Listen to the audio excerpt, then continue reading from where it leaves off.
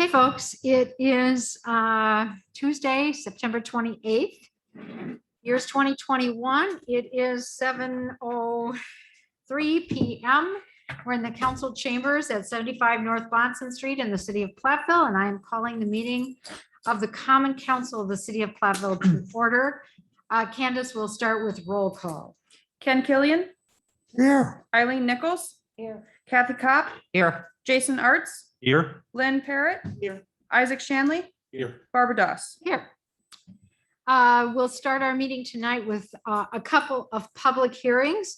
The first of the public hearings is the preliminary plat and planning map for Southwest Health's development. Joe? Yes, so Southwest Health has 27 acres of vacant land that they recently purchased near their main campus. It'd be to the south, or to the north and west of their hospital property. They would like to do a kind of a mixed use development on the property, some commercial, some residential, maybe some additional medical care facilities on that property. So as part of that desire, they've submitted a preliminary plat, and as you mentioned, a planning map. It's very preliminary at this point to divide that property to start the development process. So at this point, they're looking at just creating 5 lots, range in size from 1.36 acres to 11.23 acres. But since it's very preliminary, the idea is that the main point is to get the plat started as far as the road that would come off East Side Road to serve the development, get the infrastructure in place. And then those 5 lots would be further subdivided in the future as those development plans are more refined with actual development project, so it's likely that those 5 lots would turn into a lot more lots for development. But as I mentioned, it's adjacent to East Side Road as well. The access road would come off East Side Road. The existing utilities are located in East Side Road, so they just have to be extended into the development. So the main road would come in off East Side Road, head west, and then split to head north and south for the rest of that development. Same thing with utilities. Stormwater mains are also in East Side Road, and they would be extended, and then that combined with some on-site detention to serve the stormwater needs of the development. So the only issue that staff has with this, and it's not really a big issue since it is very preliminary, the lot 5 area, which is really the planning area, it's kind of up in the air more than the rest of it.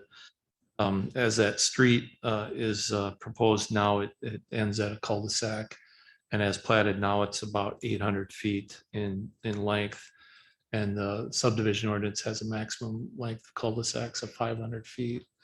And ideally, this development street should also be extended to the west to allow future development connection for additional properties, kind of like they have proposed to the north. So I think logically they could kind of combine those 2 issues and have another street extension, which would shorten that cul-de-sac and solve that problem. Other than that, the staff has no concerns with this development, and we're anxious to see this happen. The Plan Commission considered it at their September 7th meeting and recommended approval. So staff also recommends approval. Any questions? Great. Any questions of Joe? Ken? Yes. I'm trying to clarify this.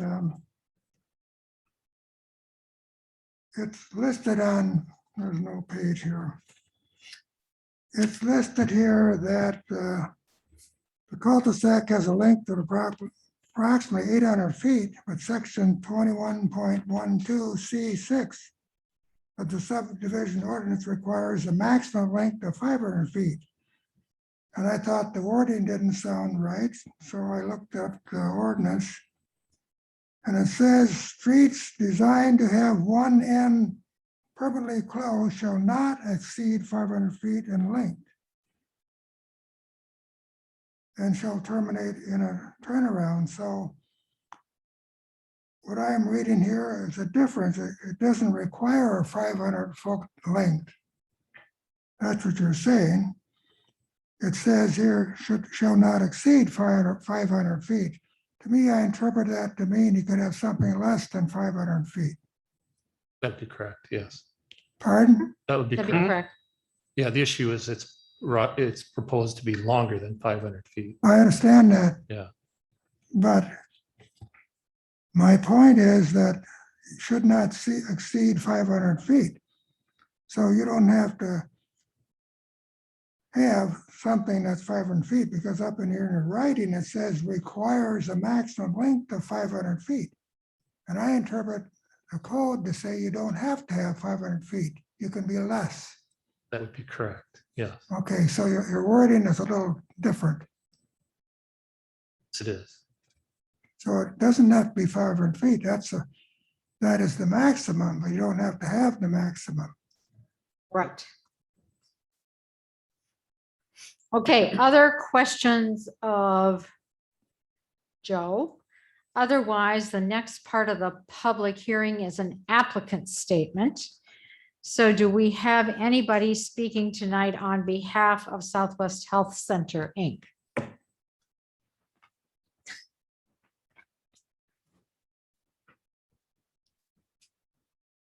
Dan Dressens with Delta 3 Engineering, representing Southwest Health Center.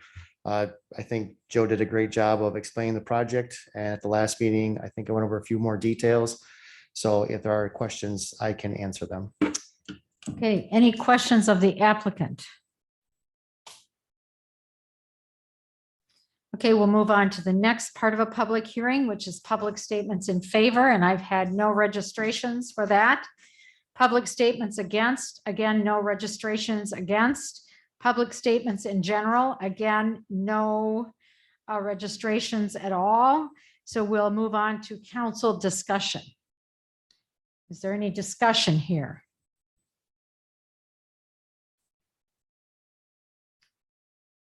Otherwise, the staff recommendation was to approve the preliminary plat with the condition that the design of a future street to the west be altered to provide street connectivity to the west. Make a motion to approve the proposed preliminary. We have to close We the have to- public. Yeah, make a motion to close That's the public right. hearing. We have a motion to close the public hearing. Second. Okay, we'll vote. Candace? Killian, Yes, Nichols, Yes. Cop, Yes. Arts, Yes. Parrot, Yes. Shanley, Yes. Doss. Yes. Motion carries. Isaac? And make a motion to approve the proposed preliminary plat for the Southwest Health Development with the condition that the design of the future street should be altered to reduce the length of the cul-de-sac and to provide a street connectivity to the west. A second. Okay, we have a motion by Isaac and a second by Kathy to approve the recommendation to go forth with this, reducing the length of the providing connectivity to the west on the east-west street or north-south, east-west street, right? Candace will vote. Killian, yes, Nichols, Cop, Yes. Arts, Yes. Parrot, Yes. Shanley, Yes. Doss. Yes. Motion carries. The next public hearing is ordinance 21. Let's see where I lost my agenda. Ordinance 2106, a rezoning for 860 Mason Street. Joe? Yes, the property at 860 Mason Street was formerly the Platteville Township Hall and Garage and Shop Building. It's now a privately owned building. The applicant used it primarily for storage for personal use. But he has got a desire that at some point in the future, he'd like at least have the option to use part of that building for residential purposes. So the building was kind of set up where there was a part of the building that was the large meeting room. And then the rest of the building was the overhead doors with the storage for the vehicles. So kind of the idea was that the overhead door area would remain for storage and the other part of the building could potentially be used for residential. So right now it's zoned M1 heavy commercial light industrial district, which is kind of a remnant from when it was the Platteville Township building. So the proposal is to zone it to B1 neighborhood business, which is one of the few districts in the city that allows the combination of residential and commercial. And actually, as the name implies, it's a neighborhood business, so it limits some of the uses of the property to uses that are more appropriate next to adjacent to residential properties. And that's the case with this neighborhood. It's got R3 to the west, R1 to the southwest, and then R2 to the south, and it's all residential. And then some commercial to the east and north. So it seems like a very good fit for that location and the proposed use. So based on that, staff is of the opinion it would be a very good fit for that location and would recommend approval. My commission also viewed this and recommended approval. Any questions? Okay, any questions of Joe relative to this rezoning request? This would be from M1 heavy commercial light industrial to B1 neighborhood business for 860 Mason Street. Any questions? I have a question. Okay, Ken? Were how many people were notified as far as on Mason Street, where there, I believe there is housing, and then also, what's this other street, Eastman? So how many people received notice of this project as far as the change in the zoning? Did all the people on Mason and all the people on Eastman receive notification? Second. I don't have the mailing list with me, but it would have been all the properties on Mason Street until you get to the, not quite till you get to the next street over, which is Holman. Hathaway? Yes. So it would fall short of, basically go from halfway west to Holman Street within that block. All the properties between Ridge and Mason on Eastman, the commercial properties on that block, the property to the north of Ridge Avenue there, the hair salon, some of the properties over on Hathaway. So basically it's every property within, I believe it's 200 feet. 200 feet, yeah. Yeah. Okay, my next question is, was there any objection by any of the people along those streets against this property? No, the only question I got was from the property owner and one of the renters of the property to the east, which was also formerly actually that was the county, one of the county buildings. It's used for storage as well. They just wanted to make sure that this rezoning did not include their property as well.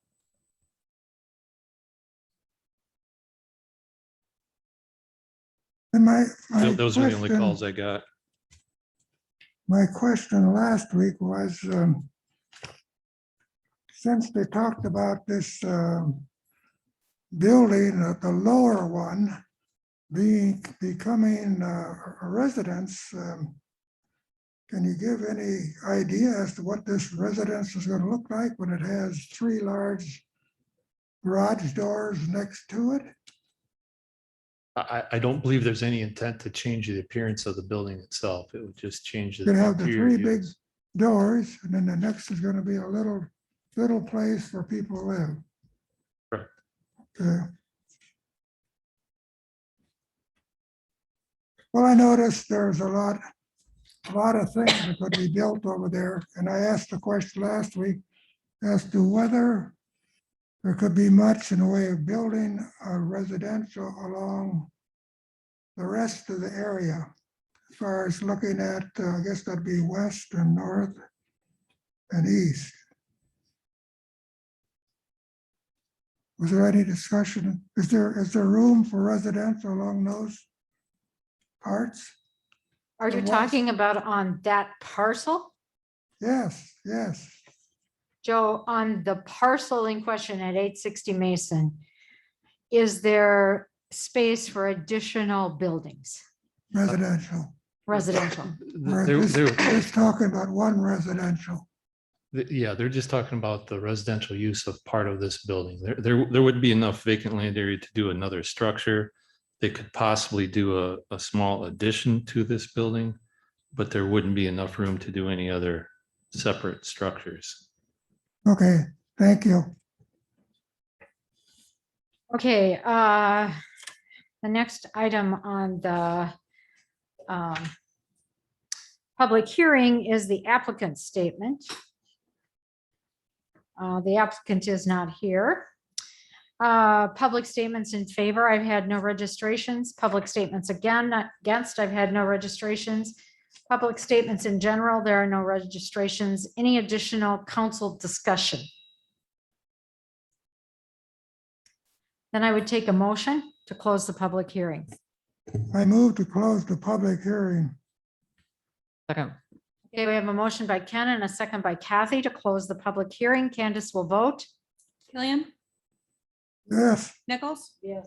Cop, Yes. Arts, Yes. Parrot, Yes. Shanley, Yes. Doss. Yes. Motion carries. All right, does the council wish to take action? Make a motion to approve the request to rezone the property at 860 Mason Street to B1 neighborhood business. Second it. Okay, we have a motion by Isaac and a second by Lynn. Candace will vote. Killian, yes, Nichols, Yeah. Cop, Yes. Arts, Yes. Parrot, Yes. Shanley, Yes. Doss. Yes. Motion carries. Okay. Next on the agenda is consideration of the consent calendar. The following items may be approved on a single motion and vote due to their routine nature. If you want separate discussion, please let us know. We have the council minutes from September 14th. We have the payment of bills. There are no appointments tonight to boards or commissions, as much as I would have hoped there could be. Licenses, we have a temporary Class B to serve fermented malt beverages to the Platteville Main Street program for their monthly mingle on Wednesday, October 13th. There are several 1- and 2-year operator licenses to serve and sell alcohol. We have a banner permit for the UWP homecoming, which will hang over Water Street from October 3rd to the 23rd. Parade permit for the Platteville High School homecoming parade on Friday, October 8th.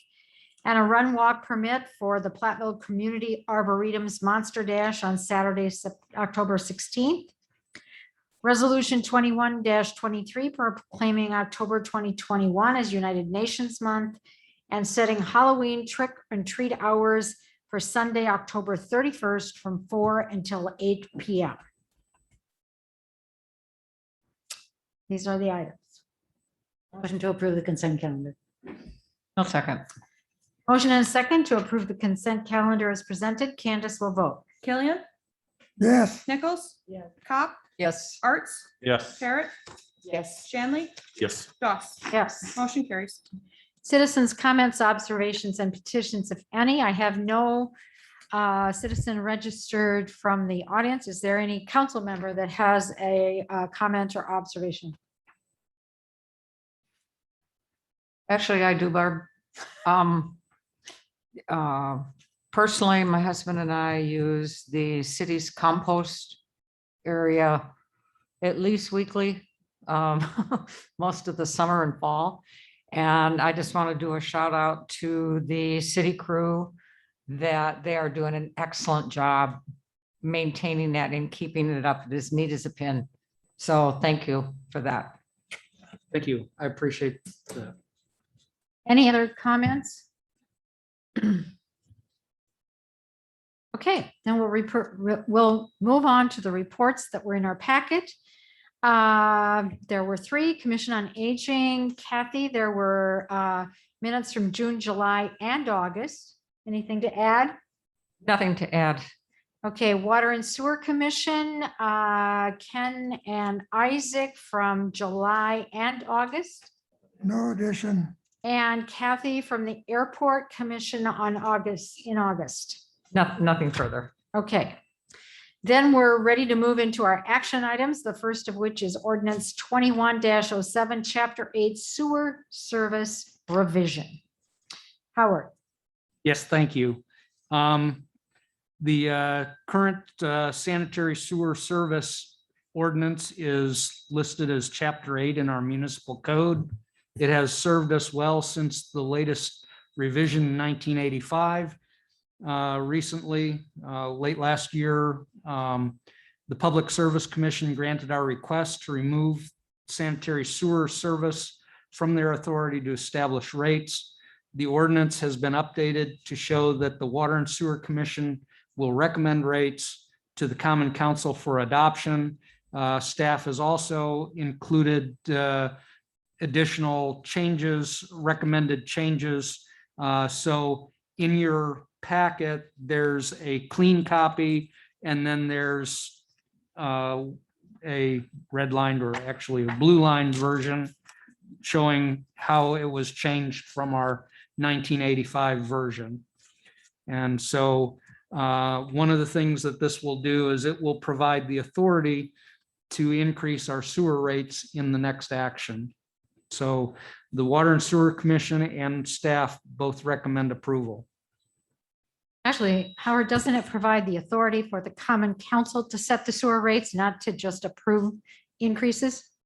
To establish them, yes. Right. So we could Correct. establish lower rates too. Yes, you could. You're right. Okay. I want people to understand that this is not an ordinance that automatically says we're going to always increase things. You're correct. Yes. Okay, questions, comments on the Chapter 8 sewer service revision proposal as presented and as approved, as recommended by the Water and Sewer Commission?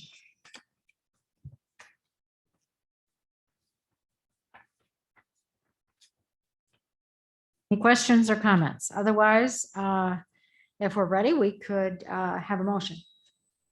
I move to approve ordinance 2107 of the enclosed revision to the Platteville Municipal Code, Chapter 8, sewer service. Second. Okay, we have a motion and a second to approve ordinance 2107 relating to the use of public and private sewers and drains, private wastewater disposal, the installation and connection of building sewers, and discharge of waters and wastes into the public sewer systems, and providing penalties for the violation thereof in the city of Platteville. We'll vote, Candace. Killian, Yes. Nichols. Cop, Yes. Arts, Yes. Parrot, Shanley, Yes. Doss. Yes. Motion carries. Next on our agenda is Resolution 2124, the 2021 sewer rates. Staff has been working with Ellers and MSA to help us develop sewer rates commensurate with our actual costs and the proposed list of CIP projects over the next few years. We have not had a sewer rate increase in a long time. And the Water and Sewer Commission recommends a 5% increase in what we call the meter charge, or a fixed rate, and the volume charges. And we have resolution 21-24 with the actual proposed rates enclosed. Okay, questions? I'll just make a comment that Howard's long time is 2016 is when the last time a rate increase was done. Yeah. And as Barb stated earlier in the previous motion, that this doesn't just automatically mean that we would increase, and there could be a possibility of a year of a decrease as well. So.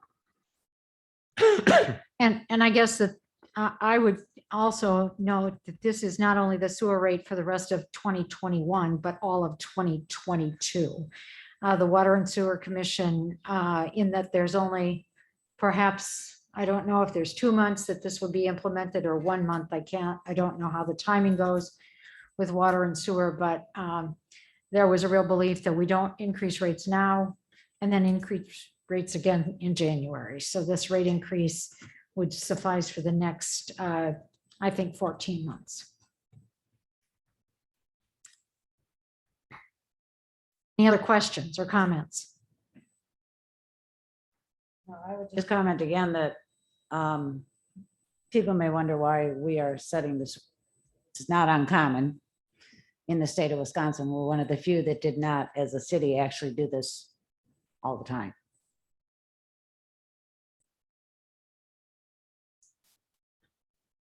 So do I hear a motion? I move to approve resolution 21-24 and the enclosed meter charge and volume charges for sewer utility customers. Second. Okay, we have a motion and a second to approve Resolution 2124. I would say it's the sewer rate change, not 2021 sewer rate change, but just the sewer rate change. Candace will vote. Killian, yes, Nichols. Cop, Yes. Arts, Yes. Parrot, Yes. Shanley, yes, Doss. Yes. Motion carries. Okay, next on our agenda is the water disconnection policy. Adam. Yes, so obviously, as we've been reviewing the changes to the sewer ordinance or updates, as well as the sewer rates, one of the things we also wanted to look at from a kind of internal department standpoint was the overall policy that we do in regards to disconnects. With everything going on with COVID, there was kind of a discontinuance of doing that. But recently now, within the last couple of months, that has lapsed. So we have started to re-implement the policy, which made sense to kind of review what we do as a city and make sure that we have kind of everything up to snuff in regards to the procedures. So what you see here is a policy that started kind of in the Water and Sewer Commission. Spent a couple of months looking at, staff worked on looking at changes to the policy, things that we wanted to implement. And what you have in front of you here is the kind of finalized policy that was recommended for approval by the Water and Sewer Commission. So obviously, one of the big kind of not changes, but more clarification is one of the things we really wanted to focus on was, unfortunately, if somebody does have their water disconnected, we want to ensure that that person or individual living in that property continues to be safe from a health and safety standpoint. So what this policy kind of strengthens or makes more clear is the process of, after a certain amount of days, when will our building inspector essentially start reviewing to ensure that that property continues to be safe from a health and safety standpoint, and walks through the process of essentially reviewing those inquiries and then essentially placarding that property or making that property notice that it is unsafe until the issues are corrected. And as just any policy, we will work with any property owner to try to correct that. As well as this policy also then walks through the steps of kind of working with deferred payment arrangements for individuals that unfortunately have a financial situation or are running into hard times that they need some assistance. This policy kind of walks through what our staff will do with that. So again, just to kind of summarize, the Water and Sewer Commission reviewed this and made the recommendation to have it be approved and adopted by the Common Council. And that would be the recommendation as city staff we would also be looking for tonight from the council. Okay, questions about the water disconnection or water disconnects policy? I have just a follow-up from last week. Were you able to discuss any further if there would be the option of having like a donation type thing on a bill? Like if somebody wanted to say, donate an extra $1 every month, that could go into a fund, and then that could be used to help assist people as well. So we have that feeler out. I haven't got a response back on Okay. that yet, but once I kind of find out, it's something that we're kind of looking into to see what the financial implication would be if that can be allowed. So once I know that, I'll let you know. Okay, awesome, thanks. This would be like the Alliant does a cold something, hot something, you can donate X amount with your bill. And then for those who can't pay, okay, you'll get back to. Yep, us on correct. that, or at least get back to the Water and Sewer Commission. Yes. Okay, any other questions on the water disconnects policy? Okay. The last line says the building inspector then will placard the residents will prohibit occupancy until the resolved. If the person doesn't leave the residence, is there a fine or what happens? Yeah, so essentially that's a process then where we have to get our police department involved. So typically my understanding, I can be corrected on this, but we then would almost have to get potentially the county sheriff involved in regard to eviction notices. That typically is the case that occurs. So that would be the process, is our building inspector would essentially issue a notice and then would continually issue fines. And then Doug, I think you can correct me if I'm wrong, that's kind of the steps and that would take place is we then would have to get in contact with Grant County Sheriff's Department and then actually look at a eviction process.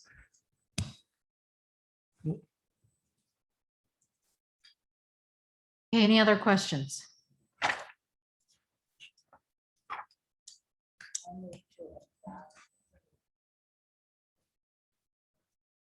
Is it on? I move to adopt the city of Platteville policy on water disconnect. Second, Okay, we have a motion by Eileen and a second by Ken to adopt this water disconnection policy. Candace will vote. Killian, yes, Nichols, Cop, Yes. Arts, Yes. Parrot, Shanley, Yes. Doss. Yes. Motion carries. Okay, the next action item is the subdivision reimbursement agreement. And Adam, we'll call on you to talk about this one.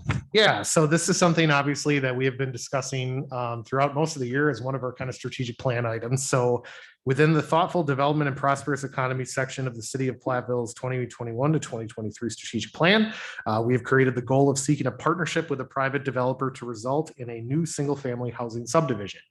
So one of the things we have been discussing is potentially creating some type of a reimbursement agreement that could be utilized to help spur economic development with homes.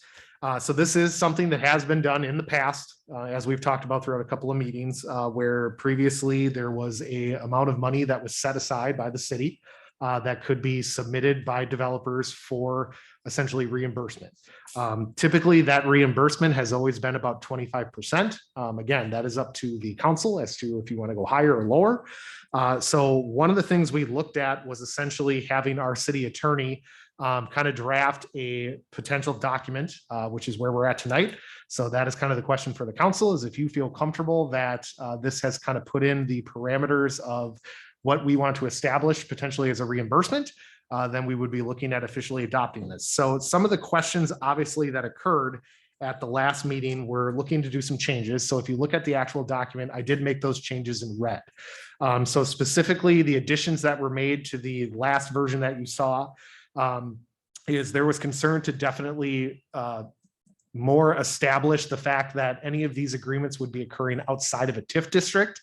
So specifically, you'll now see that verbiage is in there where it says, whereas the developer desires to undertake a residential development outside of a tax increment financer system in the city, making it very clear there's a difference between TIF and these type of agreements. So that makes it very clear. In number two, and then as you go down into number 2, where it talks about the actual reimbursement, you kind of have some options here as a council. So the way this currently reads is it right now says that the reimbursement amount shall be 25% of the eligible costs of construction. I know I've talked to at least one council member that had the question about whether or not we should change that to may, because again, depending on our financial situation, we may not be able to give a 25% incentive. So that would at least allow for some flexibility. I think, again, that has been kind of the goal in the past is we have tried to incentivize about 25% for infrastructure. But again, we don't want to put ourselves into a position where we have strings attached or that puts us tough. So that would definitely be something that I think would make sense to make a tweak on that, to have this be may. The other area, as you can see, that was changed in red is when we get into the possibility, if as the city, we would want to incentivize more than 25%. So again, originally this document said shall, that has now been changed to may. So obviously with any developer that we're working with on a case-by-case basis, that decision can be made as to whether or not as a city, we want to try to incentivize that development to occur earlier by providing a higher incentive. Number 4 is the area obviously that had a lot of edits made, and that was in regards to the public improvement section. So based on the feedback from the council last time, we removed E, F, G, and H. And then in part D, we added in conduit for communication lines because that is something that we have done in the past. So again, that looks at the 4 key areas that we would be considered reimbursement based on this agreement, would be water mains, sanitary sewer mains, storm sewer mains, and then street construction, and then the things that are related to that. Otherwise, the only other area that provided some additional clarification is number 6. And this is where it talks about how the developer shall reduce the price of each lot within the development by an amount equal to the maximum amount of reimbursement to be paid by the city for the public improvements. Got a little clarification from the city attorney in regards to why that's in there. So again, this is options that I guess we have as a city. So the reason this is in here is basically so that the developer does not simply just receive an incentive. So it requires that then essentially the developer can't take this incentive and then add an additional cost to the buyer to make up that, if that makes sense. So essentially the statement provides additional safety for a buyer. If the council wishes to provide an incentive to the developer without a restriction, then certainly this section could be removed. So as we've been talking about kind of throughout this, just providing that basic example, if we're talking about a 20, residential home development, essentially a 25% incentive would be $375,000. So in section 6, what we required is the developer would be required to reduce the price of each lot by $18,750. Again, therefore, that way they're not doubling up where they're getting the incentive and then they're charging it to the lot. Now, that's up to you guys as a council. If you want to give that incentive, you certainly can remove section 6. But otherwise, that's the specific reason that our attorney kind of put that in there, is just to provide some additional protection to the buyer and ensure that that reimbursement is truly being applied to the lot. Other than that, nothing was really altered or changed in the document. So again, how this would work is if this would be approved by the council tonight, essentially when we're working with developers, we would be having this as something that would have to be agreed upon and then obviously approved by the council. One other point that I want to add is obviously in here, it talks about a development agreement. So as we've been talking about that, that is an additional step that would be required with this is the reimbursement agreement. And then typically there would be a development agreement where then the planning commission and also the common council would have the ability to put any additional requirements, restrictions. I think as you saw, I sent the information to the council about some of the covenants that have been out there, because I know that has been a discussion with kind of subdivision reimbursement agreements as covenants. They're pretty typical. They talk about square footage. They talk about, single story, 2-story, that kind of thing. But again, that's always an option that as a council you have, where if you want to put additional parameters or requirements, that's in a development agreement, which again has to be agreed upon by you and has to be agreed upon by the developer. So that's kind of the summary. Fire away with any questions, thoughts, or concerns.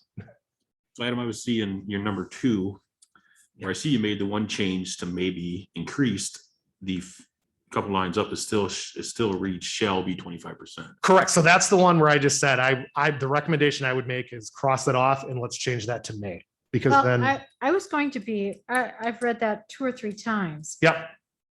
Can it say the reimbursement amount shall be up to Yes. 25%? Yep, you could do it that way too. So then it still says there shall be reimbursement. Yes. That's up to Yep. 25%, but it doesn't say it shall be 25%. Correct. So Would that would you- be, that's another way you could What do do you it. think about Well, you stated it. Up Shall be to. 25%. up to 25%? I had written may, and then I had put, what if we use Nope, the good. up to 25%? I like that.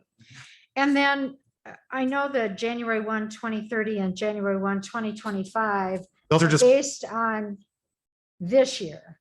correct. So this would alter every time we do That the would agreement. alter. Correct. That's just an example put in there just so you can kind of get a general idea of what a time frame could look like if you Okay. would choose. Thank you for getting the tax increment finance thing defined in, and I think that's perfect the way it was. And the conduit for the communication lines. I know it's supposed to be understood, but I would think that if we'll go back to number 2, A and B. Mhm. I prefer to take both those 2 out, but if we're going to leave them in there, I think it should be put in there that if at least blank occupancy permits instead of just building permits. Sure.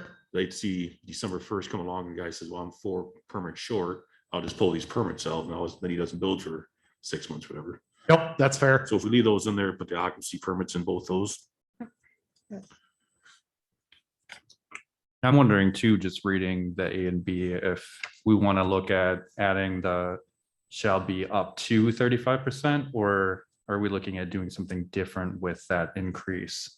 So that, again, I think that would be a legitimate option you could make, because again, as a council, you have the ability to choose whatever incentive you feel is appropriate. So I don't think Yeah, that would be, I think you could add up to in both. I think you could add up to both and you'd be fine. Because right now it reads as like you're guaranteed 35%. Correct. So Yep, nope.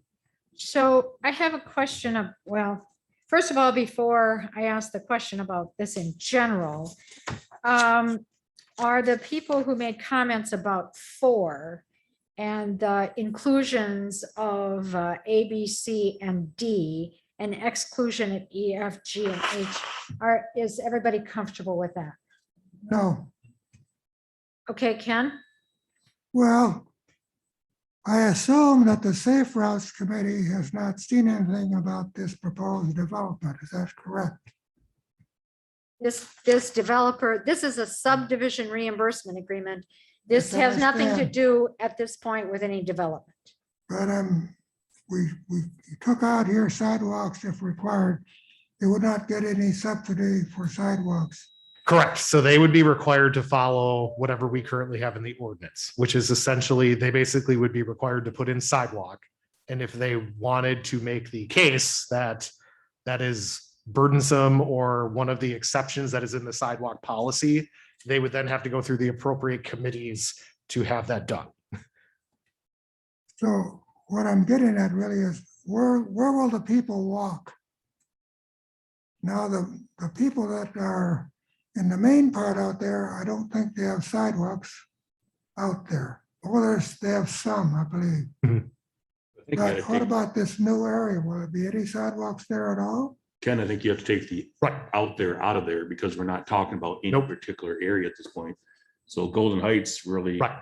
So this would be any development that would come before you that potentially would be outside of a TIF that would be looking for reimbursement. You would be this pot, you could potentially, they could apply for this. And that would be up to you as a council. And in this current version, if you were to pass this, sidewalks are required. So any subdivision period, per our ordinance right now, they would be required to put in sidewalks and have to, if they didn't want to do that, they would have to, it would have to be one of the exceptions, or they would have to apply for an exception, which then goes to the appropriate committees. It goes to the Safe Routes Committee, it goes to the Planning Commission, it would come back to the Common Council for you guys to make the final decision on if you want to either require sidewalks or if you don't. So with that in mind, I think that sidewalks, if required and approved by the city, should be part of reimbursable Sure. costs. That's my personal That's- opinion. I took it as we were gonna do it as whatever was upon completion was turned over to the city for the city's maintenance and management and replacement costs is what we contributed towards. And I think the sidewalk policy also says that it's required by the developer to install versus that being a city cost.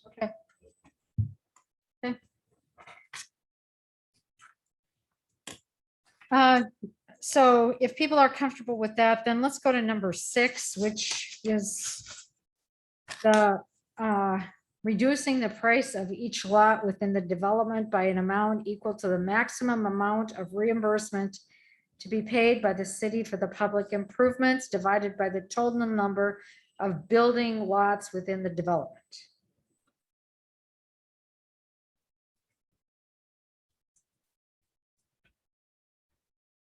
My initial thought is that I kind of like this because it does protect the buyer. And, you know, as we've been talking about like affordable housing and development, sometimes it seems like the cost of the lot can be a deterrent to building. And so if there was, you know, this where the lot would be reduced, maybe that would be more of an incentive for a buyer to decide to build. Adam, can you just clarify for me that number 6? Yeah. I realize that what is typed in red is for our benefit to understand Correct. why that was added. But my question is for anyone that reads the developer speak, does that really clarify what's in black? No, so it definitely is legal verbiage. I don't disagree with Okay, you with that at all. okay. It To me, is, it's, anybody who looks at it, I guarantee you, they are going to be confused. That's one of those things, and when any of agreement, there sometimes is that language that just has to be in there. So this is one where, in all honesty, I can see both sides of the argument. I see the fact of the city, you want to ensure that, you know, when you're giving an incentive to a developer, they're not just pocketing it and then shoving that cost onto everybody else. But then I also can see the side from the developer, if they're saying, well, I need that incentive just to make my whole thing work. I could see where as a developer, now they kind of feel like they're being penalized twice. Because they're coming to you saying, well, I can't do this project unless I have the incentive. And then on top of that, you're telling them, well, not only that, but then you have to reduce the lots down. I see both sides of the argument. So I see the reason why it's in there, just as Jason kind of alluded to, is it's a protection definitely for the buyer. But I can also see where, as a developer, you can look at that and go, ooh, that's kind of, that's defeating, you're kind of double dinging me. But again, I see both sides. Yeah, look at it as, and I don't see it as double, but I see it as I'm giving you 375,000. Now I'm taking 375,000 away from you. Right. And then the other thing I look at it is who's going to police the prices. So who's, so if I'd say I want to sell a lot at $50,000 because that's what I feel they're worth, you come in and say, no, they should be 60,000 minus $18,750. So who, we're not sitting, who's going to set that stage and what the price is going to be. Again, that's where the market will tell you if those lots are too high or not. So and the expectation, there is no expectation, or there is not, it would not be true that every lot in every subdivision was the same price. Is that right? Right. there's nothing that states that the developer, once he goes through these calculations, says, well, I'll just raise my price $18,750. Now I'll get this discount back, and he's back to where he was at in the first place. So I just found this hard to figure out how you would implement this. Yeah. So I do feel that's a hard implementation. I understand where it comes from. Right. But I don't understand how you actually implement it to be effective. council would have to set the price of the lots. Right. And that's very tough. And that would be Yeah. tough. That was when I talked with Bill, you hit my exact thought, Barb, when I see that, that's the only thing in this document that still kind of makes me go, ugh. I don't like it. I do like, and we haven't talked much about number 7, but we did talk about how is the city protected in this? Mhm. And in this case, the city holds a mortgage on the lots. Correct. Right, so the city actually holds the lots. Yes.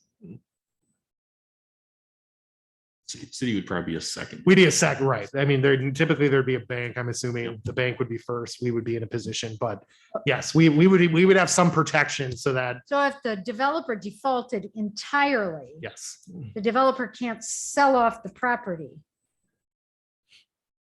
They could, but then again, we would have to be made whole on our investment. Says that somewhere. Well, by becoming a second, you automatically are, that's what become a second means. Okay. So if it goes to a sheriff's sale and nobody else bids on it, the city has their in there, and then or if I go into bid it, I have to at least meet what the city's obligation is for the city to be cleared off and sign off on the lien. Because so that brings me to my other question is, this becomes public, so people know we have this subdivision reimbursement agreement. Yep. Which means that anybody can come in and say, I mean, any developer or anybody who assumes they are a developer could come in and start talking to you, and we could enact this. So Correct. my question is a step before this. Mhm. What kind of vetting process, or is there a vetting process for developers? So that, so that we don't have,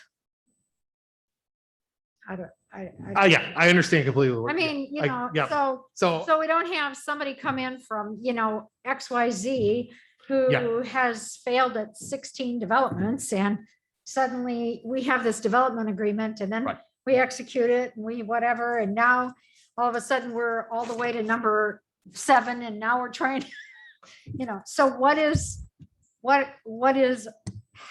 is there a vetting process? There is, to an extent. I mean, with any developer that comes in, we certainly do some due diligence. So when we look at that, are we the only development they've ever done in their history? I think that plays into account. So those are things obviously that we have to take into account where, typically if they are a trying to think the way I want to word this.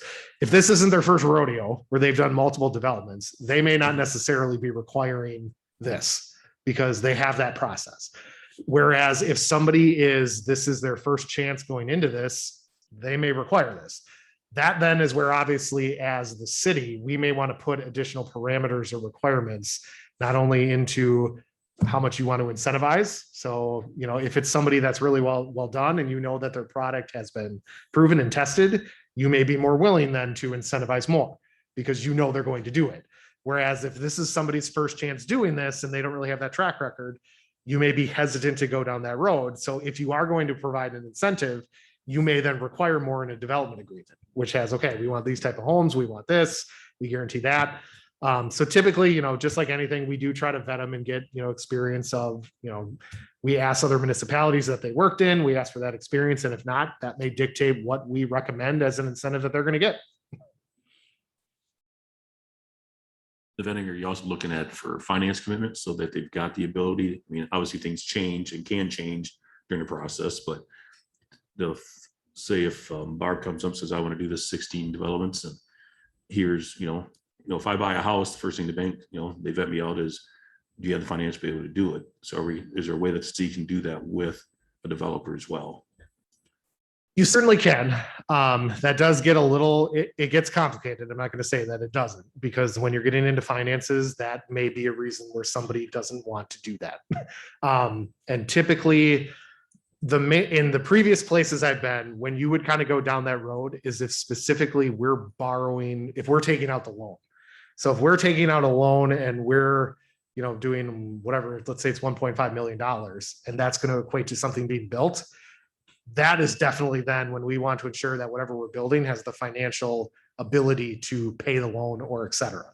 With this, if it's a reimbursement, this is one of those questions that we've kind of talked about through this process is, are we going to have this on a case by case basis? Do we potentially just want to say we're going to go and borrow a pot of money and that's going to be kind of the first come, first serve? I think those are all things that we can kind of look at. And depending on the amount of incentive, I think as you just indicated, Isaac, if it's a bigger project, there may be, or we may want to do a financial analysis on that person or that company. Because if it's a high incentive, we want to ensure that, it's not putting the city in a financially disastrous position. So yes, that is certainly something that, depending on the circumstances, you can require that in a development agreement. You can require that as part of this finance agreement. There's options.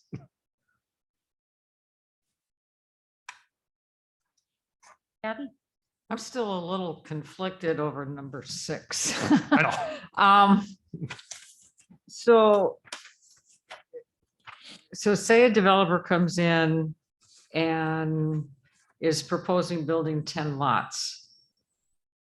What this is really saying is he can't set the price for the lots. I mean, is that? No, they can set the price whatever they want, but So what if they say, okay, I want $75,000 a lot? Right. So then what we're saying is essentially if we kept it in currently, they'd have to take the 75 and reduce it by whatever our incentive is. So, I mean, there's right. So I think what I've heard from folks here is that we might want to entirely remove 6. Right. So 6 is not in play anymore. 7 becomes 6 and Yep. 8 becomes 7 and. I don't disagree with you. I'll put it that way. I understand the reasoning, but I also understand, I think when you're having the same feeling, I'm having the same gut feeling you are, is I like the document. I don't like 6. I think it makes it too complicated for staff. It makes it too complicated for I would not be opposed if you want to get rid of that. The one question I have is, now that I've kind of heard it explained more and we've discussed it more, it does make sense that, if it really wouldn't make sense to necessarily give the incentive and then lower the price, but of the lots. But is there, and maybe this needs to be a separate discussion, but are there any options for incentives for buyers in terms of lots? Because I know, it was a couple months ago, I drove through Shullsburg and they have a newer subdivision and they're advertising, lots for $1. And then you have to, build a certain type of house on it. But yep. they gave an incentive for the lot, because I know when we're looking at affordable housing, again, sometimes I think that maybe the lot price can be a deterrent in terms of, okay, not only do we have to pay, average, it seems like in the city is 35 to 40,000. Then on top of that, even if you just build a $200,000 house, you're already looking at, close to $250,000. So that was just kind of something that I was thinking of. The Shellsburg, Jason, when that one there, those were village lots, though. That wasn't a developer did that. Oh, So okay. the village was given away basically at $1. I think you had 3 years to build your home. It might be 2 years.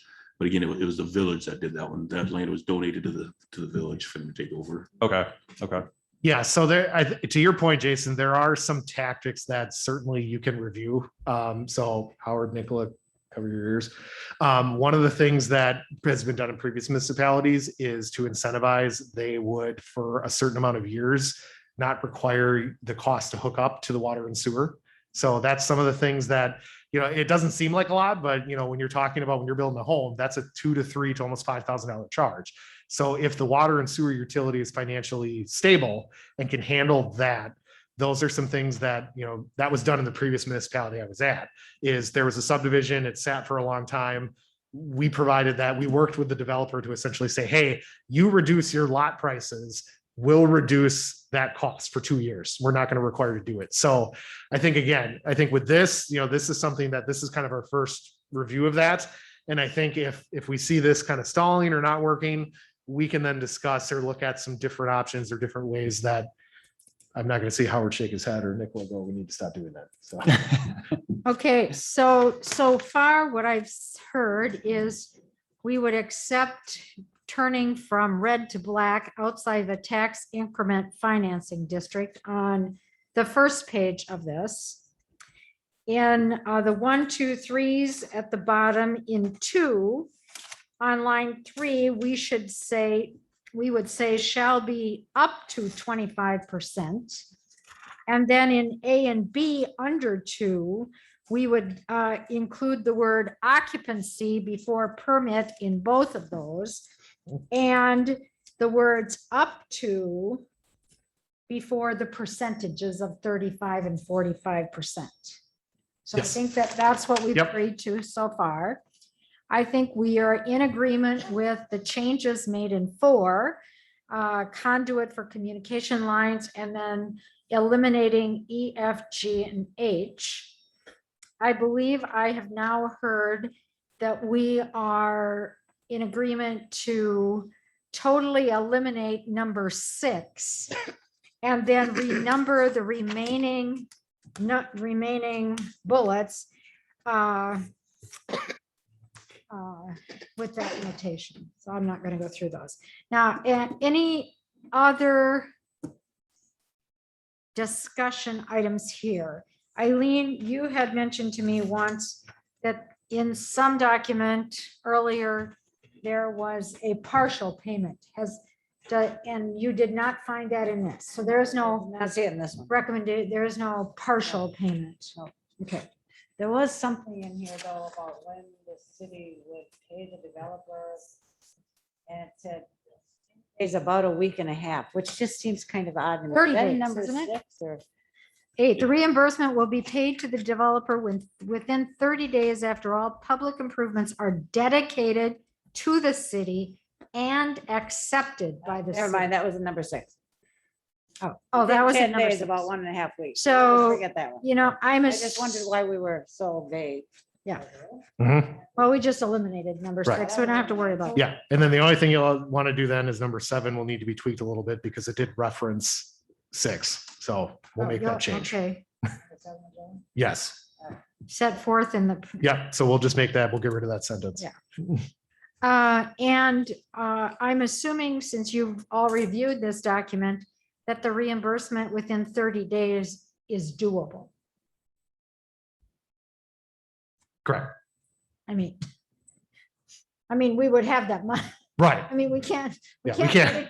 We can't write a check and say, keep it in your pocket for a Well, couple months. we Don't, could. I Probably wouldn't be recommended, but right. I don't think we want to get into No. that. Yeah. Well, it probably wouldn't do the developer much good either. So, All right, have we discussed this enough and are we comfortable enough to know that there will be some type of vetting process by staff? This becomes a public document. Yes, It would have to come to the council for approval. correct. So it's not necessarily automatic. And No. this is simply a reimbursement agreement. This has nothing to do with the layout of a subdivision, where it's at, how big it is, whether the lots are A, B, or C, or anything else. Correct. So with any development that has to go through the proper channels. So this just basically is one step of the process. This is saying as they are starting to plan their subdivision, that still has to go through the development agreement. And then with the development agreement, that has to go through the planning commission. And again, come back to you guys. So this is just one of the many pieces of building a subdivision.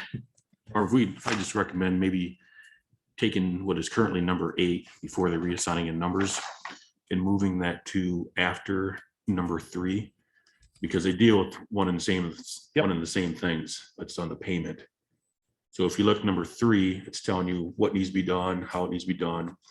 And then you skip a couple lines or sections, and then you go to number 8, and then that's when we pay again. So if we just kind of keep that with one another. Consistent. I have no problem with renumbering or realigning those. I don't think anybody would.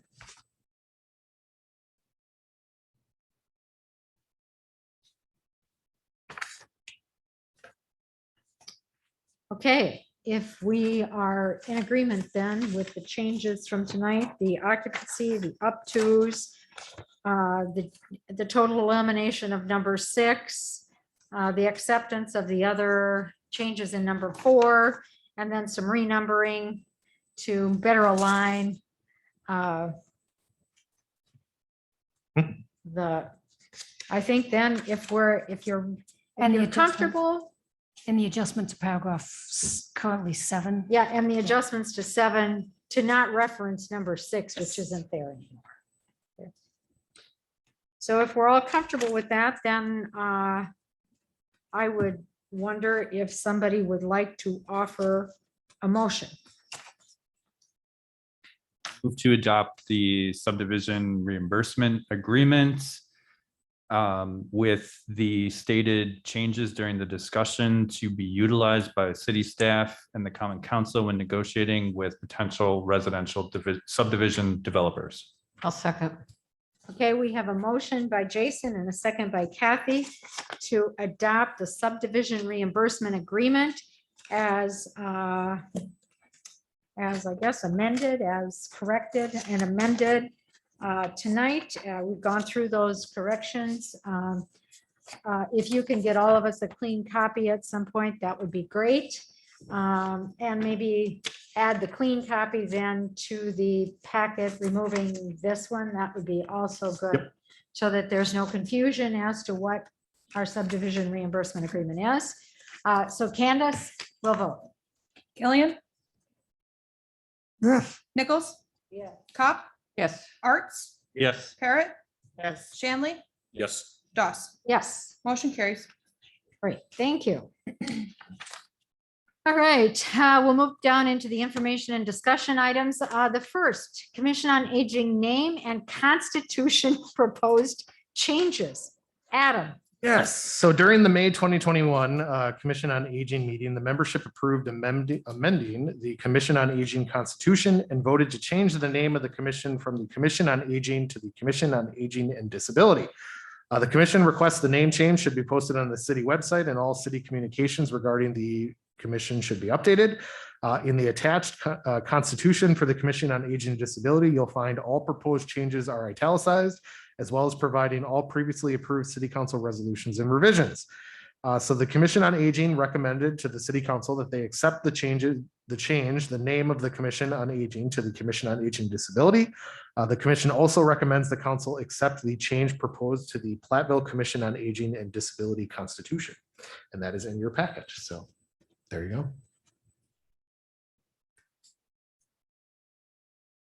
Okay, the only, I don't have any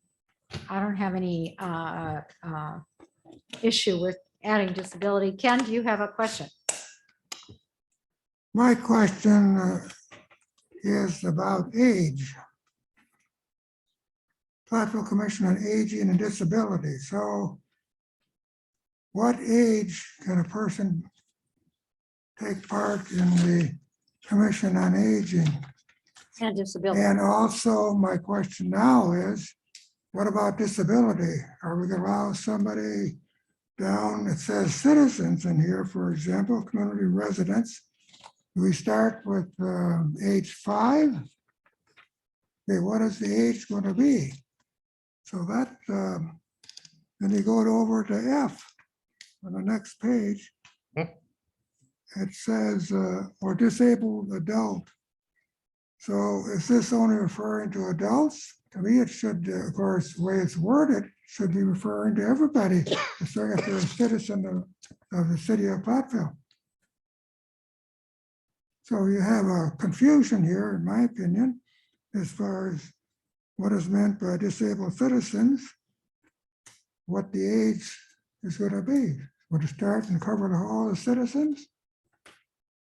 Or what? It's not clear.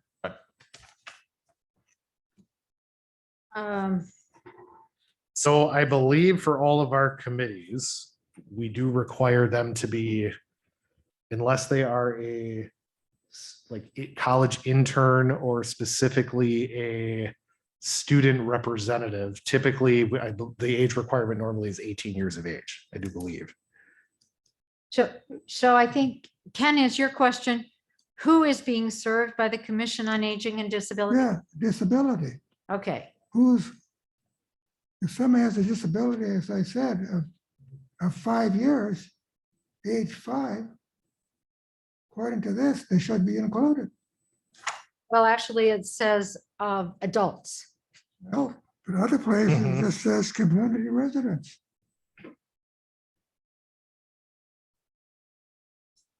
You got it, it's different in different places.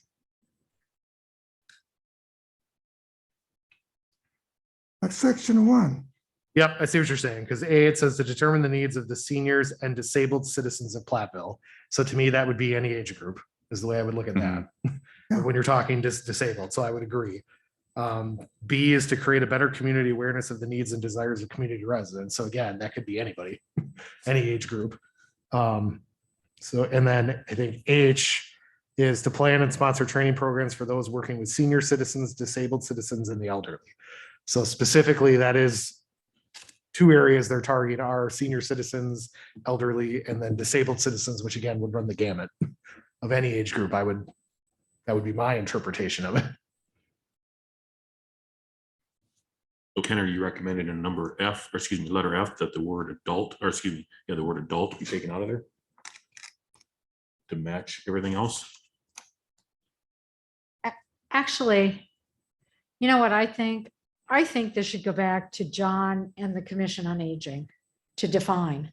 Yeah. I think there are too many questions Sure. in this document for us to sit here and go, What was the interpretation? what's the I don't disagree. interpretation? Mhm. I don't know what, if they were thinking disabled adults, what the thought was, but I think they probably need to tell us what their thought was, Mhm. since they're proposing the change. So I guess my suggestion would it would be, go back to the Commission on Aging for their, Or I can get clarification. I mean, we can keep this on the agenda if you want, and I can get clarification from them. It's up to you. well. If you wanted to go back Kathy, to, are you on the, you're on the. I am, and I would like to see it stay on the agenda Stay on with our a agenda? clarification, because I know that the commission was, before I was They were talking assigned to about that, this. they had been working on that for quite some time. Okay, so maybe a conversation with you and John to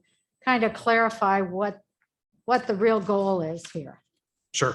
I almost wonder too, clarification on the scope of disability, because disability runs, quite a gamut in terms of, again, what would qualify and what wouldn't. Sure. If we were to keep going under the section 1 on the second page under membership, we're still looking at all members of the Commission on Aging, so that probably should be, so it's consistent with the rest of the portion, be consistent of aging and disability. Same with the size of the committee. Is there really an advisory board?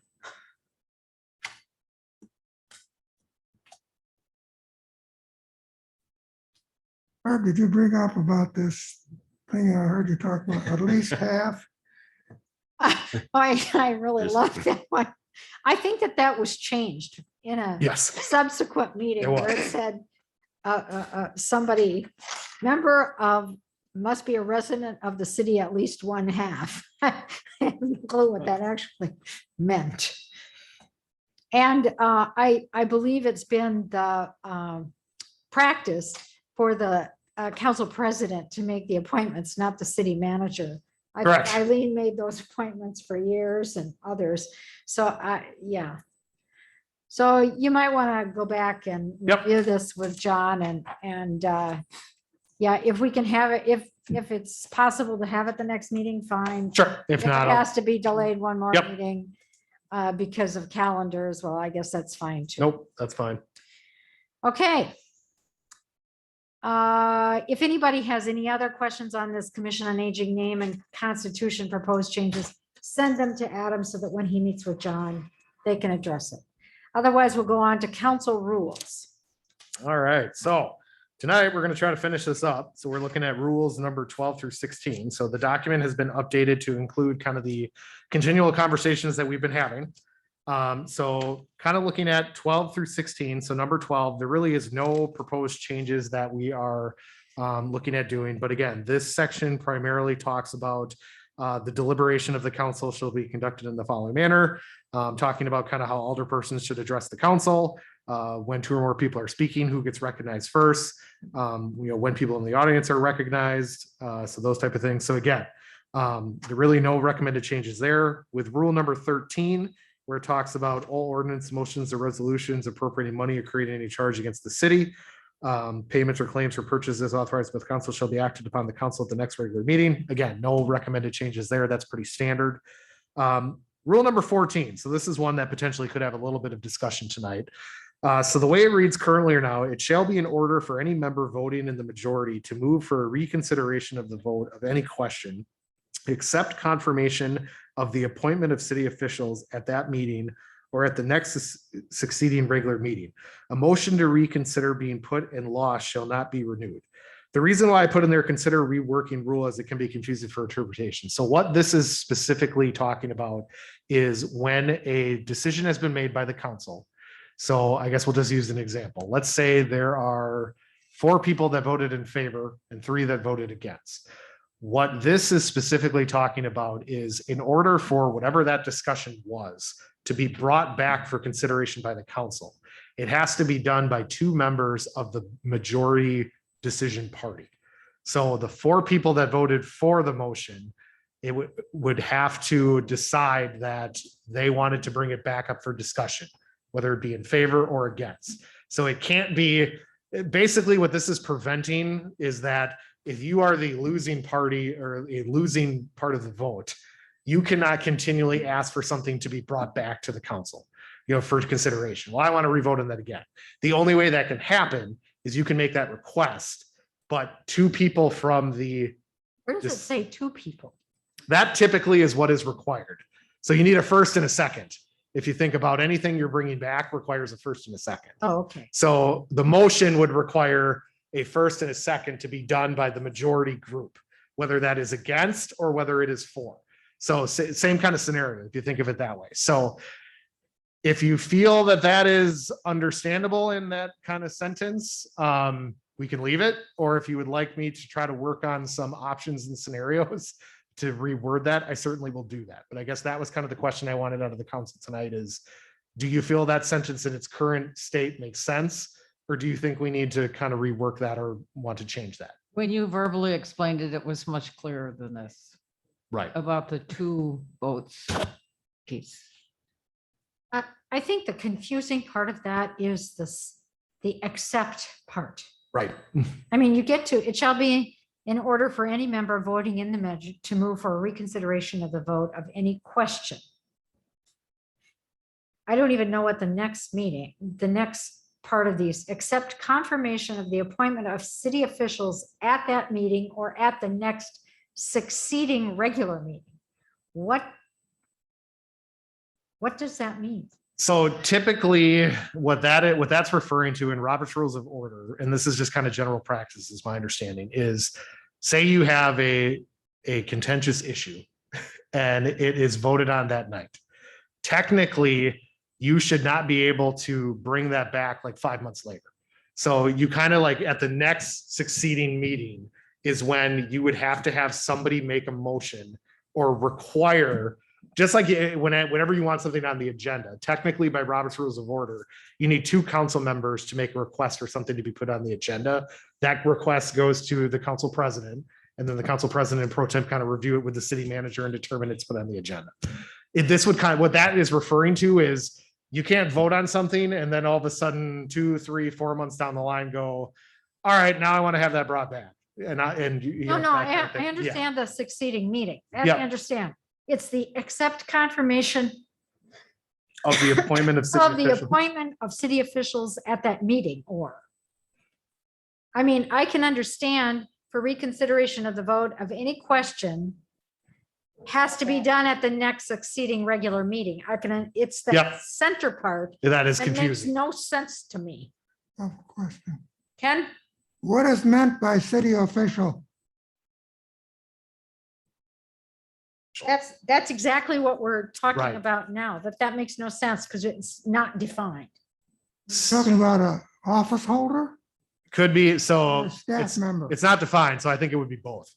In its current interpretation, it's both, would be my interpretation of the rule. But that's not very clear. No, I don't disagree. I'm kind I- of confused too as to like when that like somebody would use that, because the way that you explained it is that in order for it to be reintroduced, it would have to be the majority vote, somebody from the majority vote, Right. either approving or disapproving, that would have to bring it back. Right.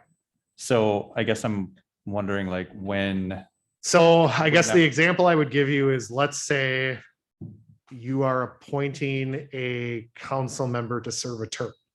And you had 4 candidates and you chose one, and all of a sudden it was a very tight 4-3 decision. Essentially, you could have the 3 that wanted a different person could make the argument and say, I really think we need to revote on appointing this person. Then if the people in the majority want to acknowledge that, in theory, you could do that at the meeting that it's occurring. And you would have to have the first and the second occur at that, except confirmation of the appointment of city officials at that meeting.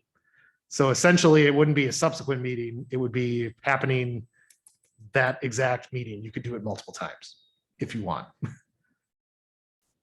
Else would be at a following meeting or essentially. Right. So what I'm getting out of this is we need to make some changes to this. So yeah. I will craft some options and bring that back to the next meeting for us to consider. So is this a part of Robert's Rules of Order?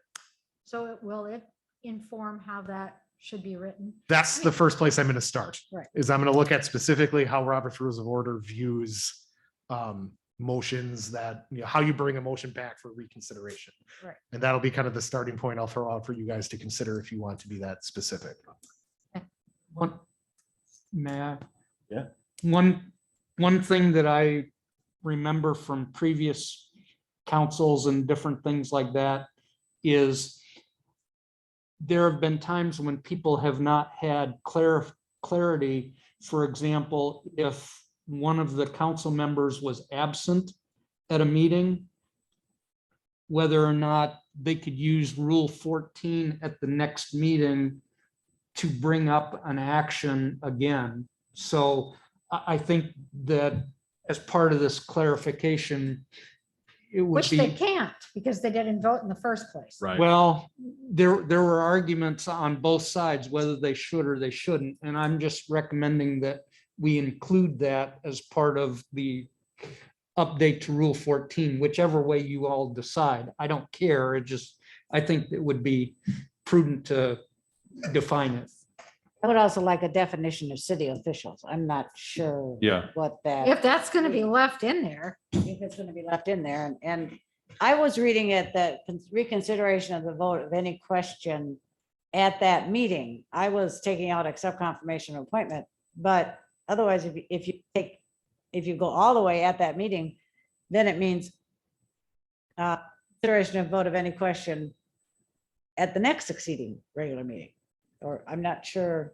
well, yeah, I think the city officials also needs to be defined because my understanding is that the city council can only confirm the city attorney and other council members. So, and then I also believe that it's possible to read this, that the confirmation of the appointment of a city official could not be reconsidered. In other words, except Right. confirmation of the appointment of city officials. So that's the one thing that could not be reconsidered under this so that would Um, mean rule. you approved the city, for instance, the city attorney contract on a 4-3 vote. Can't bring And it all back of a up. sudden, one of those in the majority thought, I just found out X about the city attorney. I'd like you to reconsider that. But then it would be saying, sorry, since he's a city official, he was confirmed, that's it. Yeah, see what you can find in Robert's rules. I do like the idea, I do understand that you do not want things brought up again and Right. again and again. So a motion to reconsider being put and lost shall not be renewed. I know that there were councils 20 and 25 years ago that voted meeting after meeting after meeting on the same motion. Ken's having flashbacks. Until they got it right somehow. I don't know what that was. But I do know that it happened. Naming the people. Yeah, I'm not naming anybody, but Okay. yeah, I'm not naming Howard is anybody. correct. That in previous years, if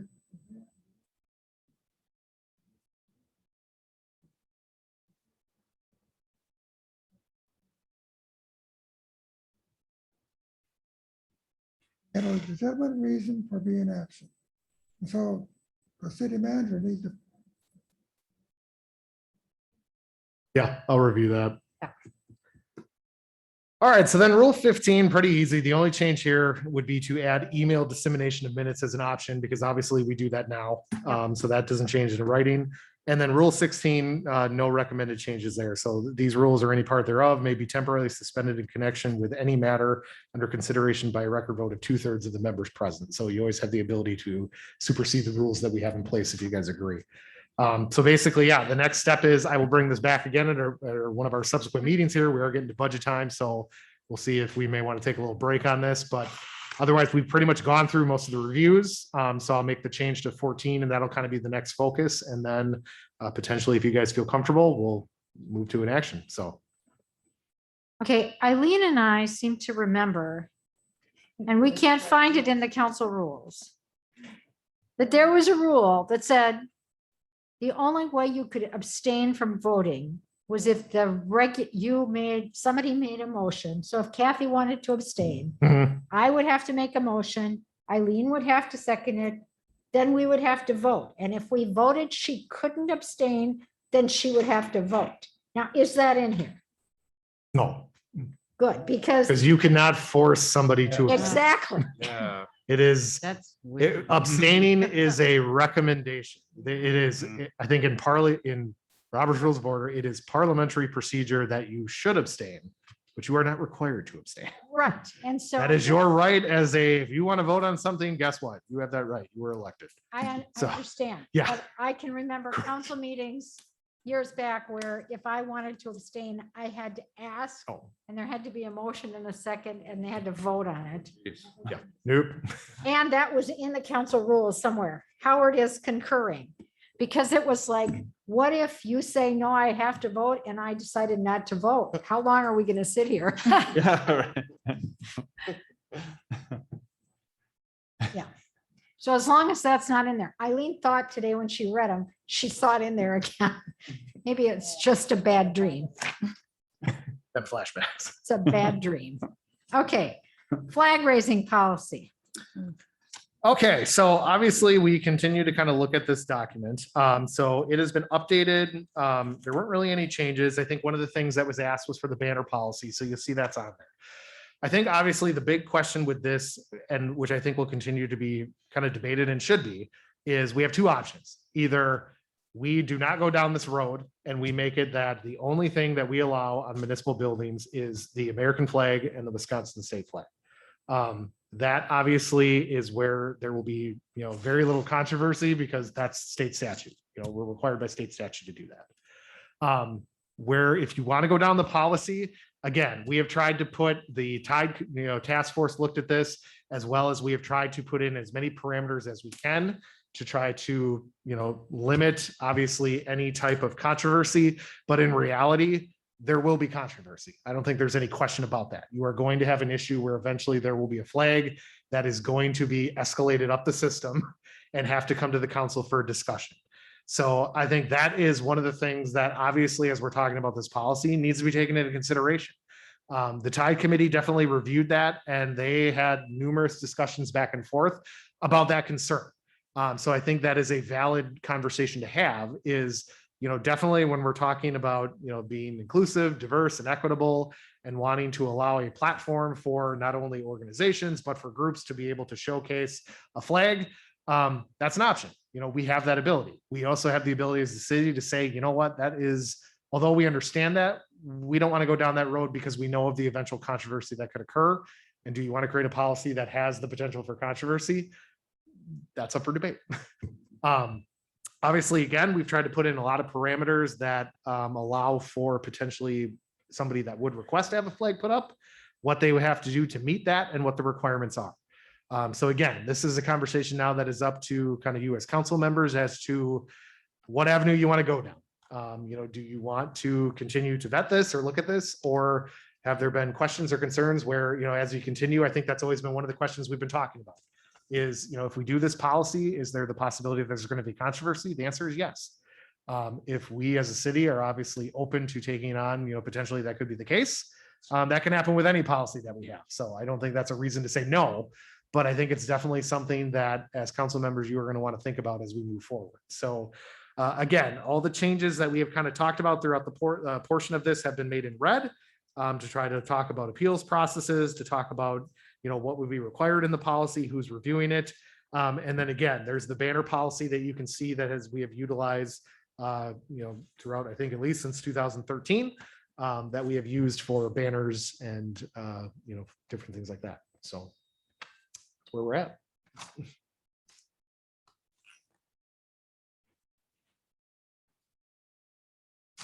Go ahead.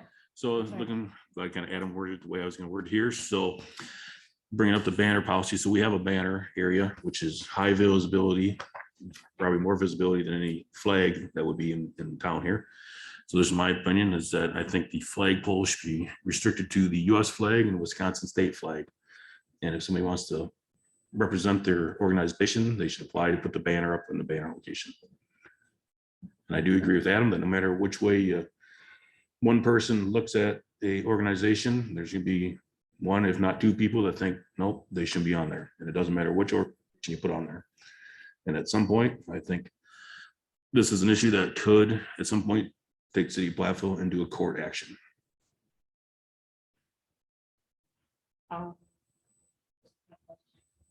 Hey, Lynn. How many people or how many organizations have requested the permission for a flag? Like, is this is going to be a total new policy? Is it something that people want? Or is it something we're just trying to, I hate to say appease, but is it something that people are saying that they want to happen? I think that this was raised this, first of all, for many, many years. I mean, for as long as I can remember being in Platteville, in the month of October, we've flown the United Nations flag. There was a faculty member at the university who taught, I think, world history. And every year, Ted, I can't remember Ted's last name. I just remember his first name was Ted. He would bring the United Nations flag down and we'd hoist, there'd be a little ceremony. So for years, I believe that was the only other flag that had ever been flown. Correct. And then probably, was it last year? Last year, the governor issued that the month of June would be LGBTQ Pride Month. So in recognition, there was a push, not a push, but essentially a request that municipalities in honor of that would fly the LGBTQ flag. So we definitely did that as we've done, just like tonight, there was a resolution that was submitted to the council for requests, just like the UN one was with the flag. And the question that came out of that wasn't necessarily anything negative. It was, well, what exactly is our policy or procedure when it comes to flags? And when I had to dig into that, it was, we really don't have one. We don't have anything officially in stone. So that kind of started the conversation, which when we started that, we knew this is it's one it's a toss up. It's, if you're gonna go down that road, you have to understand, to Isaac's point, that eventually you're going to have something that is going to be controversial by someone. And when you make that decision, whether it's you're going to allow it or you're not going to allow it, you've now created a liability. So it's not saying that we shouldn't go down that road, because again, when we're talking about, as we pledge, we're trying to look into inclusivity, diversity, and equity. So it's certainly something we want to ensure. But there's the question again, as a municipality, do we want to dip our feet into those waters when we know that, yeah, there's the potential. So as we've talked about with this policy, we can continue to tweak it, we can continue to work on it and put it to the best chance that we can. Do we have a lot of organizations requesting that? No, but eventually it opens the door. It's either we're going to be very systematic when we get those requests and say, no, this is, unless it is the American flag, the Wisconsin flag, or UN, which is represented, we're not dipping into that pond with outside of that. That's why there's the banner policy. If truly you want an event, we have a banner. Again, that, is there some controversy potentially with that? Sure. I don't think there's any question. So it's just a matter of, it was more a question of, do we want to go down this road? And so it went to Tide kind of reviewed it, looked at kind of the same question of, do we want to go down that road? Don't we? Here's the policy, which if we want to go down, this is the best, what we have right now with the best information, this is what we would recommend. So that's where we're at. And I'm going to admit, I was the one that raised the issue about, do we have a policy? Because I was concerned about how do we as city council respond to a request when we don't have a policy. But now as we're getting into all of this, it's kind of, I agree with Isaac. I'm thinking, I'm kind of balancing that welcoming, we want to be open to everybody. But are we going to risk a pitfall down the road? So I'm thinking, where I'm at right now is that I would say that we fly the US flag, the Wisconsin flag, the United Nations flag. If other groups have, because the discussion was about, would be centered around an event, we have locations for banners to celebrate that. And Kathy, I concur. That's why I had the banner policy brought. I don't know that we all were aware of the banner policy or what the banner policy might be. And at this point in time, we have only one place that a banner could be erected, but there is no reason that we couldn't have we couldn't create another banner hanging space, if you want to call it that. I mean, I agree with you, Isaac, that it's pretty visible when you come into Platteville and it says, I think it's the United Way banner that's up now, or if it says UWP Homecoming, or I don't even know if Dairy Days had a, Yes, it did did. Dairy Days have a Yep. banner? Yeah, Grant County Fair doesn't, but I suppose Grant County Fair, but I mean, there are a lot of events that could have banners that would be much more frankly visible than flying a flag Exactly. on our city I hall. totally agree with that. I totally agree with I- that. I just was wondering if people want it, is that why we are really flushing and paying a lot of attention to it? Because if there are not organizations that are really fighting to have this, are we? Are you we know what I'm creating saying? rules we don't need to create? Exactly. Right. I mean, if Are we we have, making laws that if are? we have something that works, I mean, myself, I would rather have a banner when you come into the city that says what we're doing, because it seems like the city is opening it as opposed to just right in front of City Hall, which I may not ever come past City Hall. I mean, I've been thinking about weighing it down too, and just, yeah, I don't know. I kind of like to, it's good if people really want it. And I mean, if we can stay within a realm of respect to organizations, but again, is it worth the legality, the cost of legality? And that's just my opinion, so, yeah. Kind of stuck on it, Jason? too. Has the pride flag, has that been something that's been reoccurring like during the month of June or? No, it was mainly a 2020. I think Okay. the difference was in 2020, it was definitely the kind of push or ask was for municipalities to do that. In 2021, it was, again, there was definitely an honor by the governor and by the state, but it wasn't this, it was more just, again, that's the month. So. Okay, so it wasn't, because I thought that at one point, the Southwest Rainbow Alliance had come to the city and had asked to fly the flag during Pride Month too, outside Yes, of. so that was the original request. Correct. Okay, Back Yep. in June of 20. Back in June of in 2020. 2020, okay. Right. And, Okay. and frankly, I think, like most other people think, 2020 was a different kind of year. And it was hard for groups to get recognized. I mean, Right. it was hard to be a group. And then it was hard to be a recognized group. And so that could explain why there was more emphasis. So Eileen, do you have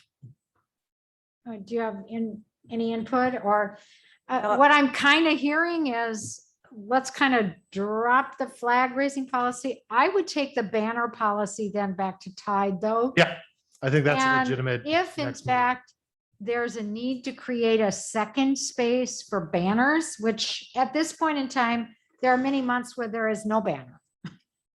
Right. So, but actually I liked reading that policy because it did what we hadn't done. And it was like, this is the size, it has to have these holes. Yep. It was pretty specific in terms of how it needed to be in order to be able to be hung. So unless there's a lot of, I don't hear a lot of support for continuing a discussion of flag raising. We would limit the number of flags to the American and the Wisconsin state flag. And then as we have traditionally for the past 30 years, the United Nations flag during the month of October, but that would be it. I think you can drop the policy. I think you have to have a policy, but that policy has to stay. Say, yeah. Well, and I'm wondering too, then, could we also, do we need to add something like, if there is a proclamation like from the state level, was it when Governor Evers made that proclamation for Pride Month, did municipalities have to follow that, or was it just a recommendation? No, so it's a recommendation. So basically Okay. that then goes to, just like anything, as we've done with, as Council President Doss indicated with the UN, it's a resolution that comes in front of you. Okay, So essentially where it would be is our policy would essentially be, it's the United States flag, the American flag. And if there is a request, it has to be done via resolution then that goes to you as council members to determine. okay, So- because I would still like to at least. There's still an have that option. So, open. right, So- the option now is that's just the clear process we're going to. We're not going to have a staff review. It's, if we get a request, it comes to you as a resolution and you guys make the decision. Yeah, That's safer, that feels comfortable. Because that was my concern also, is that even if we drop it, or like I said, we really can't drop it because we brought it up. But if we altered it And then somebody later on said they wanted one, what do we do then? Right. So, yeah, I like that. Yep. That works. Okay. Oh, she found the language. Sorry, guys, we're gonna have to go back to. Yeah, Rule 12, I Robert's found it rules. too. It is in number 12. Rule 12, number 7 is where I found it. Number 7. Yeah, It says, all votes of the common council should be by voice. A and I and nay. Vote shall be recorded. Every alderperson shall vote when a question is put, unless the council by a majority vote of those present shall excuse a member for special cause. Yeah, let's get rid of that. I think we don't need that. Yeah.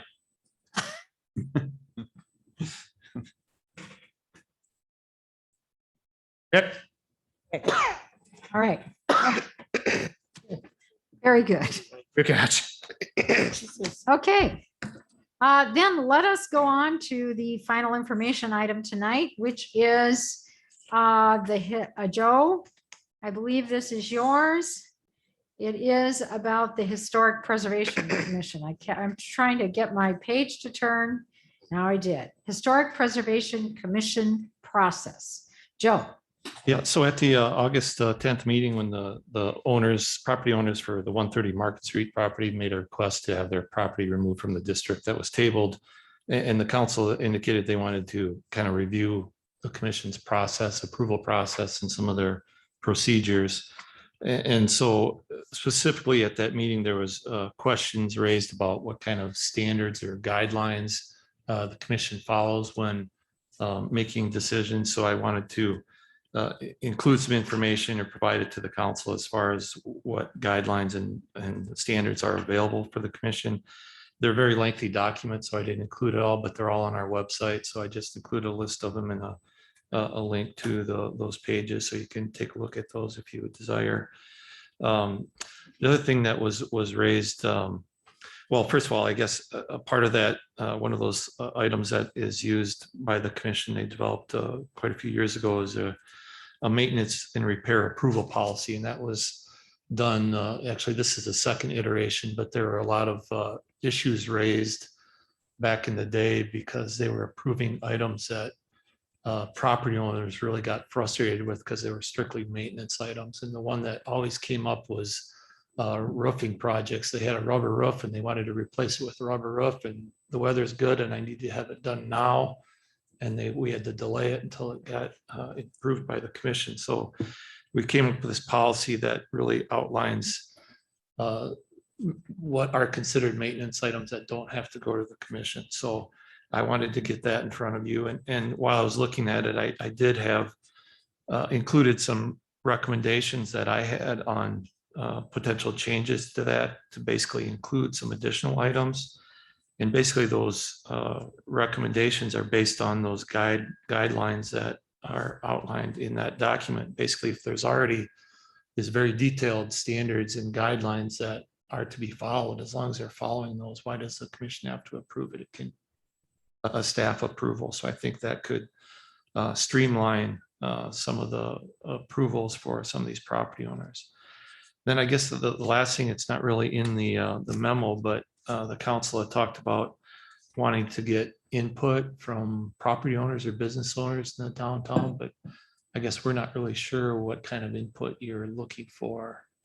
What should we, certain questions you want us to ask of the property owners? You want us to survey them? How would you suggest we proceed on getting that additional input?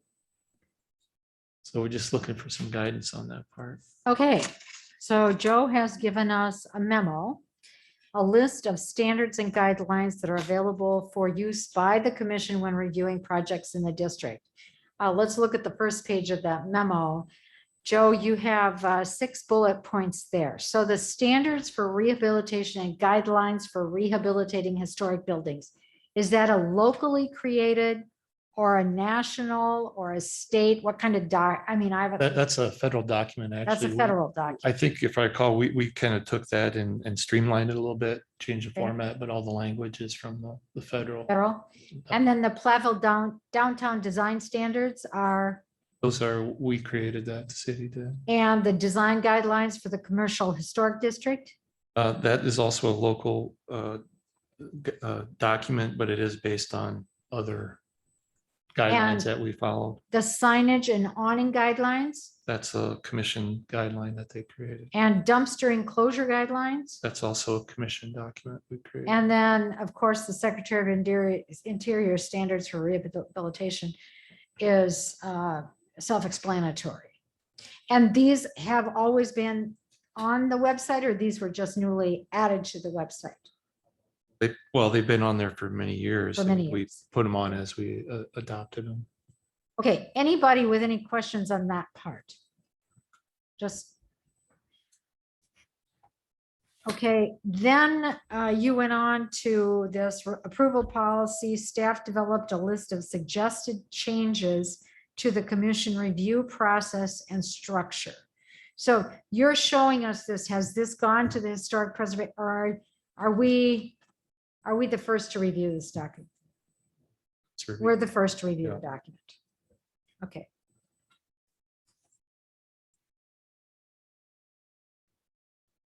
Anybody with questions on that? My questions, but I do like the changes, the fact for the streamlining and the cutting down on the time wise where staff has the ability to approve things. Being a previous building on Main Street and talking to other people, it wasn't so much the fact of what could be approved and not could be approved. That was always the issue at hand. It was the 3-4 months of thinking that something's going to be approved, and all of a sudden 4 months later, no, it's not. We're back to the drawing boards. Some people were waiting 6 to get something simple that should have been taken care of in a matter of days.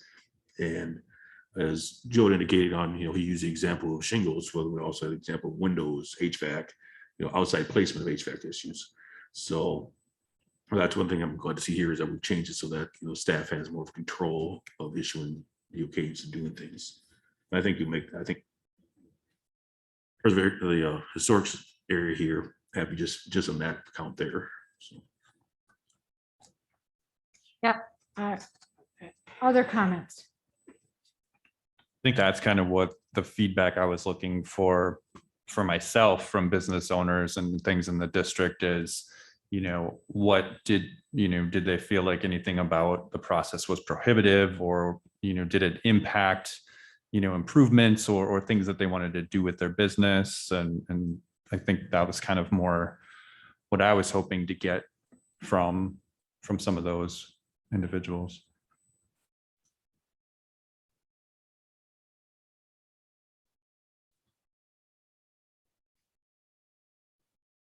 I just have a question about the whole issue of paint colors. So we're looking at staff will be able to approve proposed changes. What I'm basically suggesting is that they can paint it any color that they want. The only Or that approval- we're not requiring any approval. Right, the of a- only approval would be if they're painting a surface that's never previously been painted. For instance, if they have a brick building and they want to paint it and it's never been painted before, that would have to be approved. Otherwise. I'm not hearing you, Joe. I'm sorry. Oh, so what I'm suggesting is we don't approve paint colors. The building owner can paint whatever color they want. The only approval that would be needed if they have a brick building that's never been painted and they want to paint it, that would have to be approved. Otherwise, I mean, if you look at any of these standards and guidelines at the federal level, a lot of it is written on and encouraging proper maintenance of historic buildings. And obviously, if you've got a surface that requires paint, you want it to be painted. So why would you discourage the painting of a surface that needs painting? As far as the color, I mean, a color changes every time you choose it. It doesn't have a lasting impact on the historic nature of that building. It doesn't destroy any characteristic of that building. It's just a color of paint. If you ever looked at, the Victorian paint schemes, they're all over the place. I mean, they were inventing colors, and as soon as they came up with a new color, they were putting it on buildings. So I'm just colors thinking are back kind of all over the place. So a number of years ago, a building owner downtown painted his entire brick building bright blue. And, That, huh? I remember that. I would just be concerned that there may be somebody that has an artistic flair that could maybe want a bright yellow one or something. And I guess my take on it is that that's not a historic decision, then that's an aesthetic decision. Is that something the city should be involved in? So you're looking at it as a resident of the city, I can paint my house any color I want. It doesn't change the characteristic of my house, except it might make it look awful to everybody else. And so that's kind of the argument you're using here, is that if the building is historic and the design features are there and historic, if I paint it bright yellow, people might say, that is really ugly. I don't know why they painted it bright yellow, but I didn't take any historic feature away. Right. And the paint could come off, or somebody could come and paint it another color, some other. Right. Right. Okay. As long as that brick, in their case, you're saying as long as the brick has never been painted before. Correct. Correct. Yeah. If you want to paint, if that blue paint appeared out of nowhere and it had never been painted before, that's an issue, because then you're changing the character of that building, because it's no longer the brick being visible, it's the paint. In that case, I think it should be approved.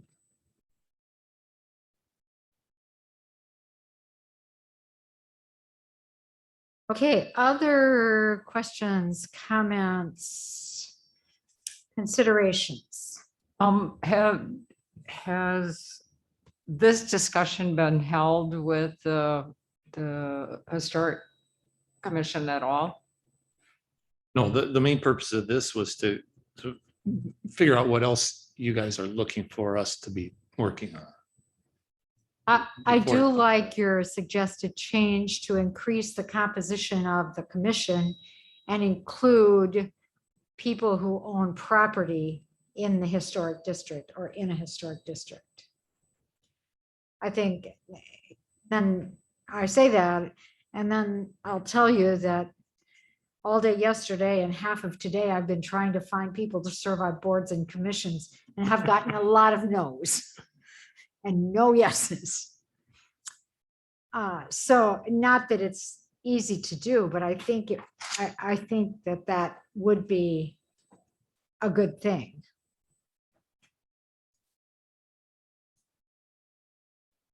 And what's your, So just a clarification, you're saying within the historic district for adding members, so that means the commercial? Or, I mean, some houses I think have been designated. Yeah, that's correct. There have been some individually locally designated properties. I would assume those would be eligible as well, but that would be up to the council. Yeah.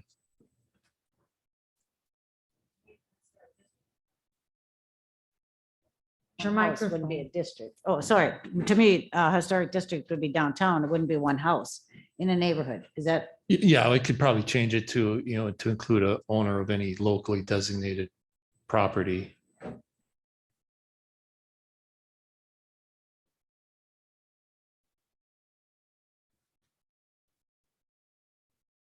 I back up, Barb. I'm sorry, but after what Kathy said about colors, Joe, in your process, and you got number 1. 1A says allow staff to approve the use of materials that are similar in design, color, scale, architectural appearance, and other visual qualities. This language follows a recent state law change. So if you're saying to approve materials similar in design, again, that would have been used in the district. So I don't know, bright yellow, for example, I wouldn't see how, I mean, even though we're saying we're not going to approve colors, it seems to me that person shouldn't be allowed to do a bright color like that. That was never in a commercial district. Funny about A, if staff is approving it, are you going to look at that, or probably just not even a consideration? Well, what that state law is getting at is if it was already yellow and they're gonna repaint it yellow, you have to let them paint it yellow. so I think you have to look That's at, what that's getting at. do you have to look at page 3 of your suggested changes to the process, is that what adopted maintenance and repair approval policy. I think the painting is, you've tried to implement the new wording on page 3 of that maintenance and repair policy, where it used to say what? Painting a building or a building component does not require approval or the issuance of a certificate of appropriateness except for the painting of a building or a portion of the building that has never previously been painted. But you're taking out paint color from the historic color palette. So this is actually is flip-flopped over the years.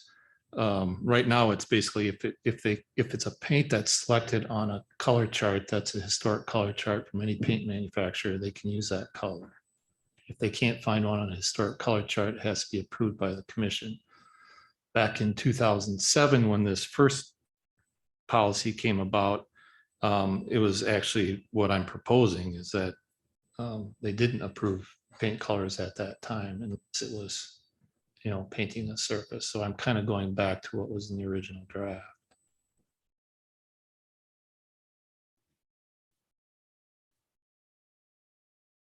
I never owned a building downtown, so somebody else can.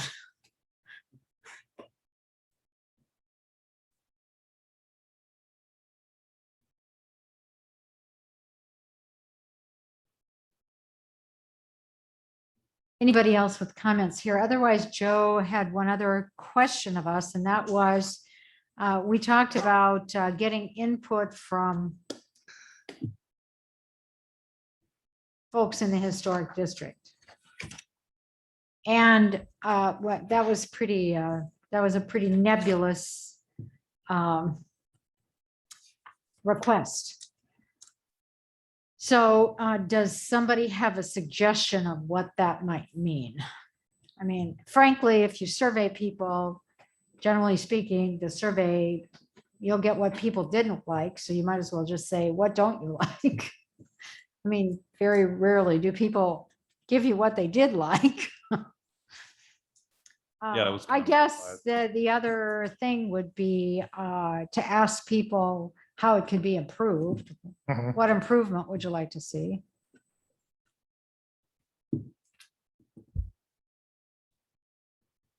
Anybody else with an idea?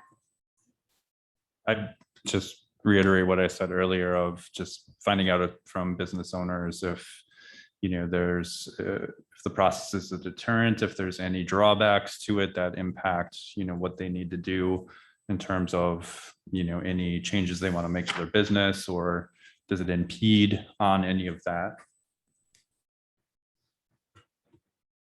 And going along with that, I like, Joe, what you've come up with in terms of what staff could do. My only concern, it's just the paint colors, just because in some ways that makes me nervous that you'll have these red buildings downtown right now that, I don't know, I guess if brick and they've never been painted, then you're right.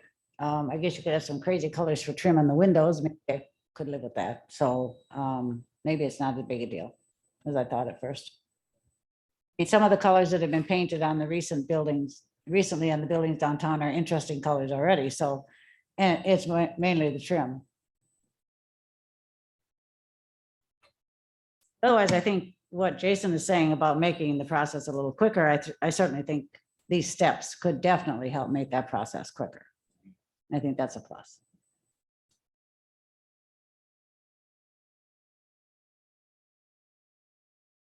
Isaac, anything? The only thing I would think maybe to add would be, and I'm not sure if it's in there or not, but the monthly, do they meet monthly, the sewer preservation? Yes. I think that was another concern in the past as well as, I'm sure the majority of the months, there's not much going on, but when it was a case where a business owner or a person that just has a house that wants something done, then all of a sudden, oh, we're not gonna have a meeting that month. Now that person again is waiting another month, if there's a business owner or a property owner that wants something on the agenda that month, I think they should hold their meeting. Time is money, and if things change, I think, if they went through the process of looking into this and seeing what they need to have approved, I think there should be a meeting done that month. I think increasing the number frankly to 7 will help Yep, I the do too. quorum issues. Yep. Lynn, any comments? Ken? Well, my comment is that the next commission meeting, historic preservation, is October 19th. So at that time, I believe the commission should go over these items. And I think it will take some time to go through these. The council meets on October 12th, so we won't be ready for the 12th.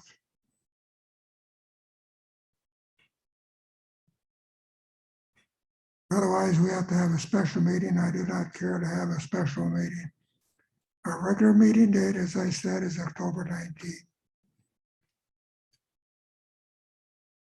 And I don't think there would be any preventing Joe from sending this to all the people on the Historic Preservation Commission in advance and saying, these are some of the things. If you have things you want to say about it, write them to me so that we can include those kind of to get that process going. I don't think there's any reason to delay.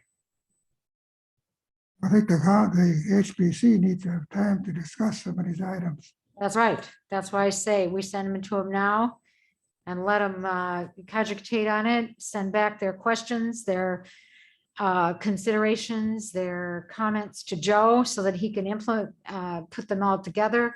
I don't think it needs to wait until the 19th for the commission members to see it and begin to understand what it says. Well, I'd like to see this whole thing sent out to the commission and so that we can study it over and then meet on the 19th. I think that's a good suggestion. We met many meetings as far as, what was that? The sidewalk issue and so forth, and some of those things went on and on.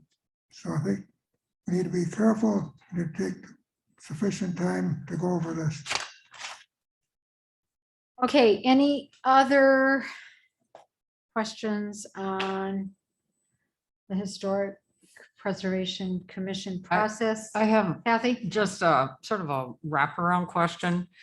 I know that this whole conversation came about because of the request by the Hawes. How does this, I mean, where are we at with that? If these changes get implemented, revised, whatever, is that going to address the issues that they had? If you kind of catch my question. I mean, this is a component. Actually, I think the discussion that there's two different discussions. So right now, the rules are the rules, and whoever is in the district needs to follow the current set of rules, period, until the rules change. And I'm not sure we know even what the questions were on the Okay, other okay. one. So it's kind of separated, like we separated the reimbursement for subdivision agreement with the discussion of a subdivision. Sometimes the two get mixed up and then, you don't really.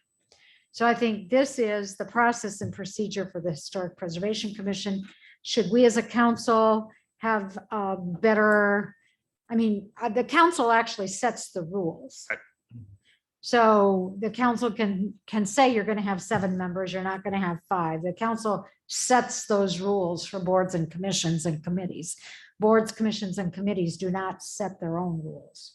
So I think that's what this is about, a discussion, because there was questions about how what kind of rules are there, and how are they implemented, and all of that. Right, and to go with that,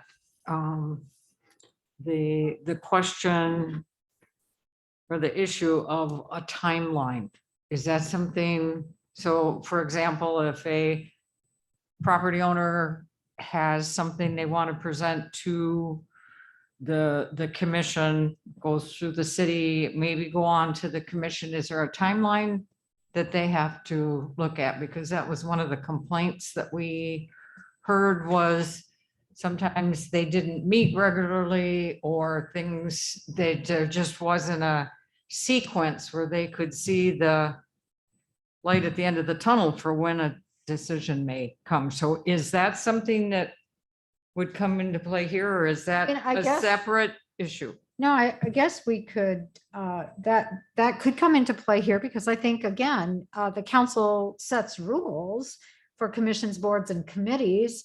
And so as I can think of Water and Sewer Commission, I can think of Plan Commission. I mean, we meet regularly on whatever day. The information has to be to the appropriate person a week in advance to be on the agenda. If it didn't get there, you know, and that's pretty well known, just like here, you can't get something on the agenda the day before. It has to be so many days in advance. We can put that process out there. The meeting happens, and then most generally at those meetings, like the Water and Sewer and Plan Commission, unless there are big, you know, unless there are unanswered questions, actions taken at that meeting and a recommendation is made one way or the other to the council. And so we could go over that process, not to say that Plan Commission hasn't, you know, held it and said, we didn't get done discussing that, we need to discuss it more. Weed ordinance. Or, you know, other things, but I mean, I think we could talk about that time. I would like to do that. So just as to part of answer the your- process. To answer your question, on chapter 27, the historic preservation ordinance, there's a provision that if an item isn't acted on within 45 days of the application being submitted, it's considered approved. Well, through the years, the commission has often met twice a month. Sometimes we've had special meetings. So that the argument that we don't meet often enough, I do not accept that. I think I'd like to see what the issue was that a particular person had as far as something being delayed months or whatever is being said here. So just to give some anonymous information, I want to, as I said before, I'd like to have people identify themselves as to what problem they had and whether the problem came from the staff doing the checking or whether it came from the commission itself. So I don't believe in this anonymous comments as far as what the commission has done or not done. So at one time, the commission was criticized for meeting too often. So you can't win in that situation. We were trying to help people and we were criticized we were taking too much staff time by meeting twice a month. And that came from the council. And in fact, there were opportunities where they met 3 times a month. So I don't think it was the frequency of meeting.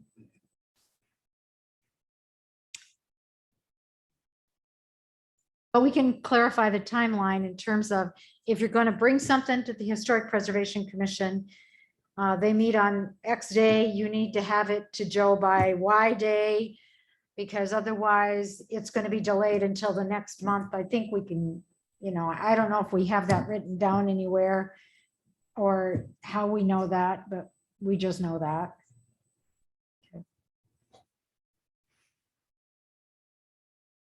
Okay, that was the end of the agenda items. I would point out that we have a special council meeting on Tuesday. next Tuesday, the 5th. So please make sure that you have that on your agenda. We have, that is the CIP budget review meeting. We've seen the capital improvement plan. It Correct. was over $60 million. Yeah. We're now going to see a budget document that reevaluates and gives us what we can actually afford. Yeah, so essentially this meeting will be a kind of overview of, now we're kind of basically taking the CIP and looking at 2022. So what we're going to show you is it's going to be, this meeting will kind of be a draft discussion of, okay, here are all of the requests. Here's how the requests are breaking down. And as Director Mauer and I and staff have started to look at the budget, here's where we see things going. We may not necessarily have, there'll be some recommendations of where I think things from the city manager side of what will be going into the actual budget. And then as we hit the budgetary meetings, you'll see that in more detail. But what this is kind of a synopsis now where instead of looking at 6 years, we're now scoping in on the lens of 2022 and looking at, okay, here are all the requests. Here's historically what we have done in regards to funding the CIP, in regards to debt, how much debt we've normally taken out, and kind of starting to chip away at, okay, here's the requests, here's history, what we've done. And this is kind of what's starting to compute out so that when we look at the budget, you'll see that kind of in more detail as we get into that. It'll be an opportunity, obviously, for council members to say, you know, when we're looking at, hey, we're thinking we're not going to be able to fund this, you may think differently and go, no, I really do think we need to fund that. So that'll kind of be some of those discussions. So that's what that meeting is basically a presentation that I'll give that kind of shows getting more focused on 2022 history and kind of starting to show you case some options of where we think funding opportunities are. What time is the meeting? And where will the meeting be held? It'll be here, right? Here, and it is 6 o'clock, if I remember right. Yes, 6 o'clock here. Yep, 6 PM. Yes. 6 PM here, next Tuesday, October 5th. And 6 PM. And then also, will we get any information beforehand or are we going to come in cold? Nope, I am hoping to have a PowerPoint presentation that I will have to you by Friday. So that's what I've been working By on in Friday. between everything else. So, Okay, not Yes. Saturday, Friday. no, Friday. I got mine at Saturday this week. Oh, That's well, hopefully okay. Friday. So yes, we'll try to get it to you Friday. Yours That's- comes in the mail? It's usually delivered, I think. It was delivered to the door, but that was a record. That's the latest one I think I ever got. Oh, well. Oh, yeah, we'll try to get it to you Friday. Good. Okay, folks, I think we have come to the end of our agenda. So we just need one more motion. Motion to adjourn. Second. Andis, Yeah, no, yes. Shouldn't put me first. Killian, we already said yes. I said Nichols? yes. I'll say Yes. it again. Yes, Pop? yes. Yes. Arts, Yes. Parrot, Yes. Shanley, Yes. Goss. Motion carries.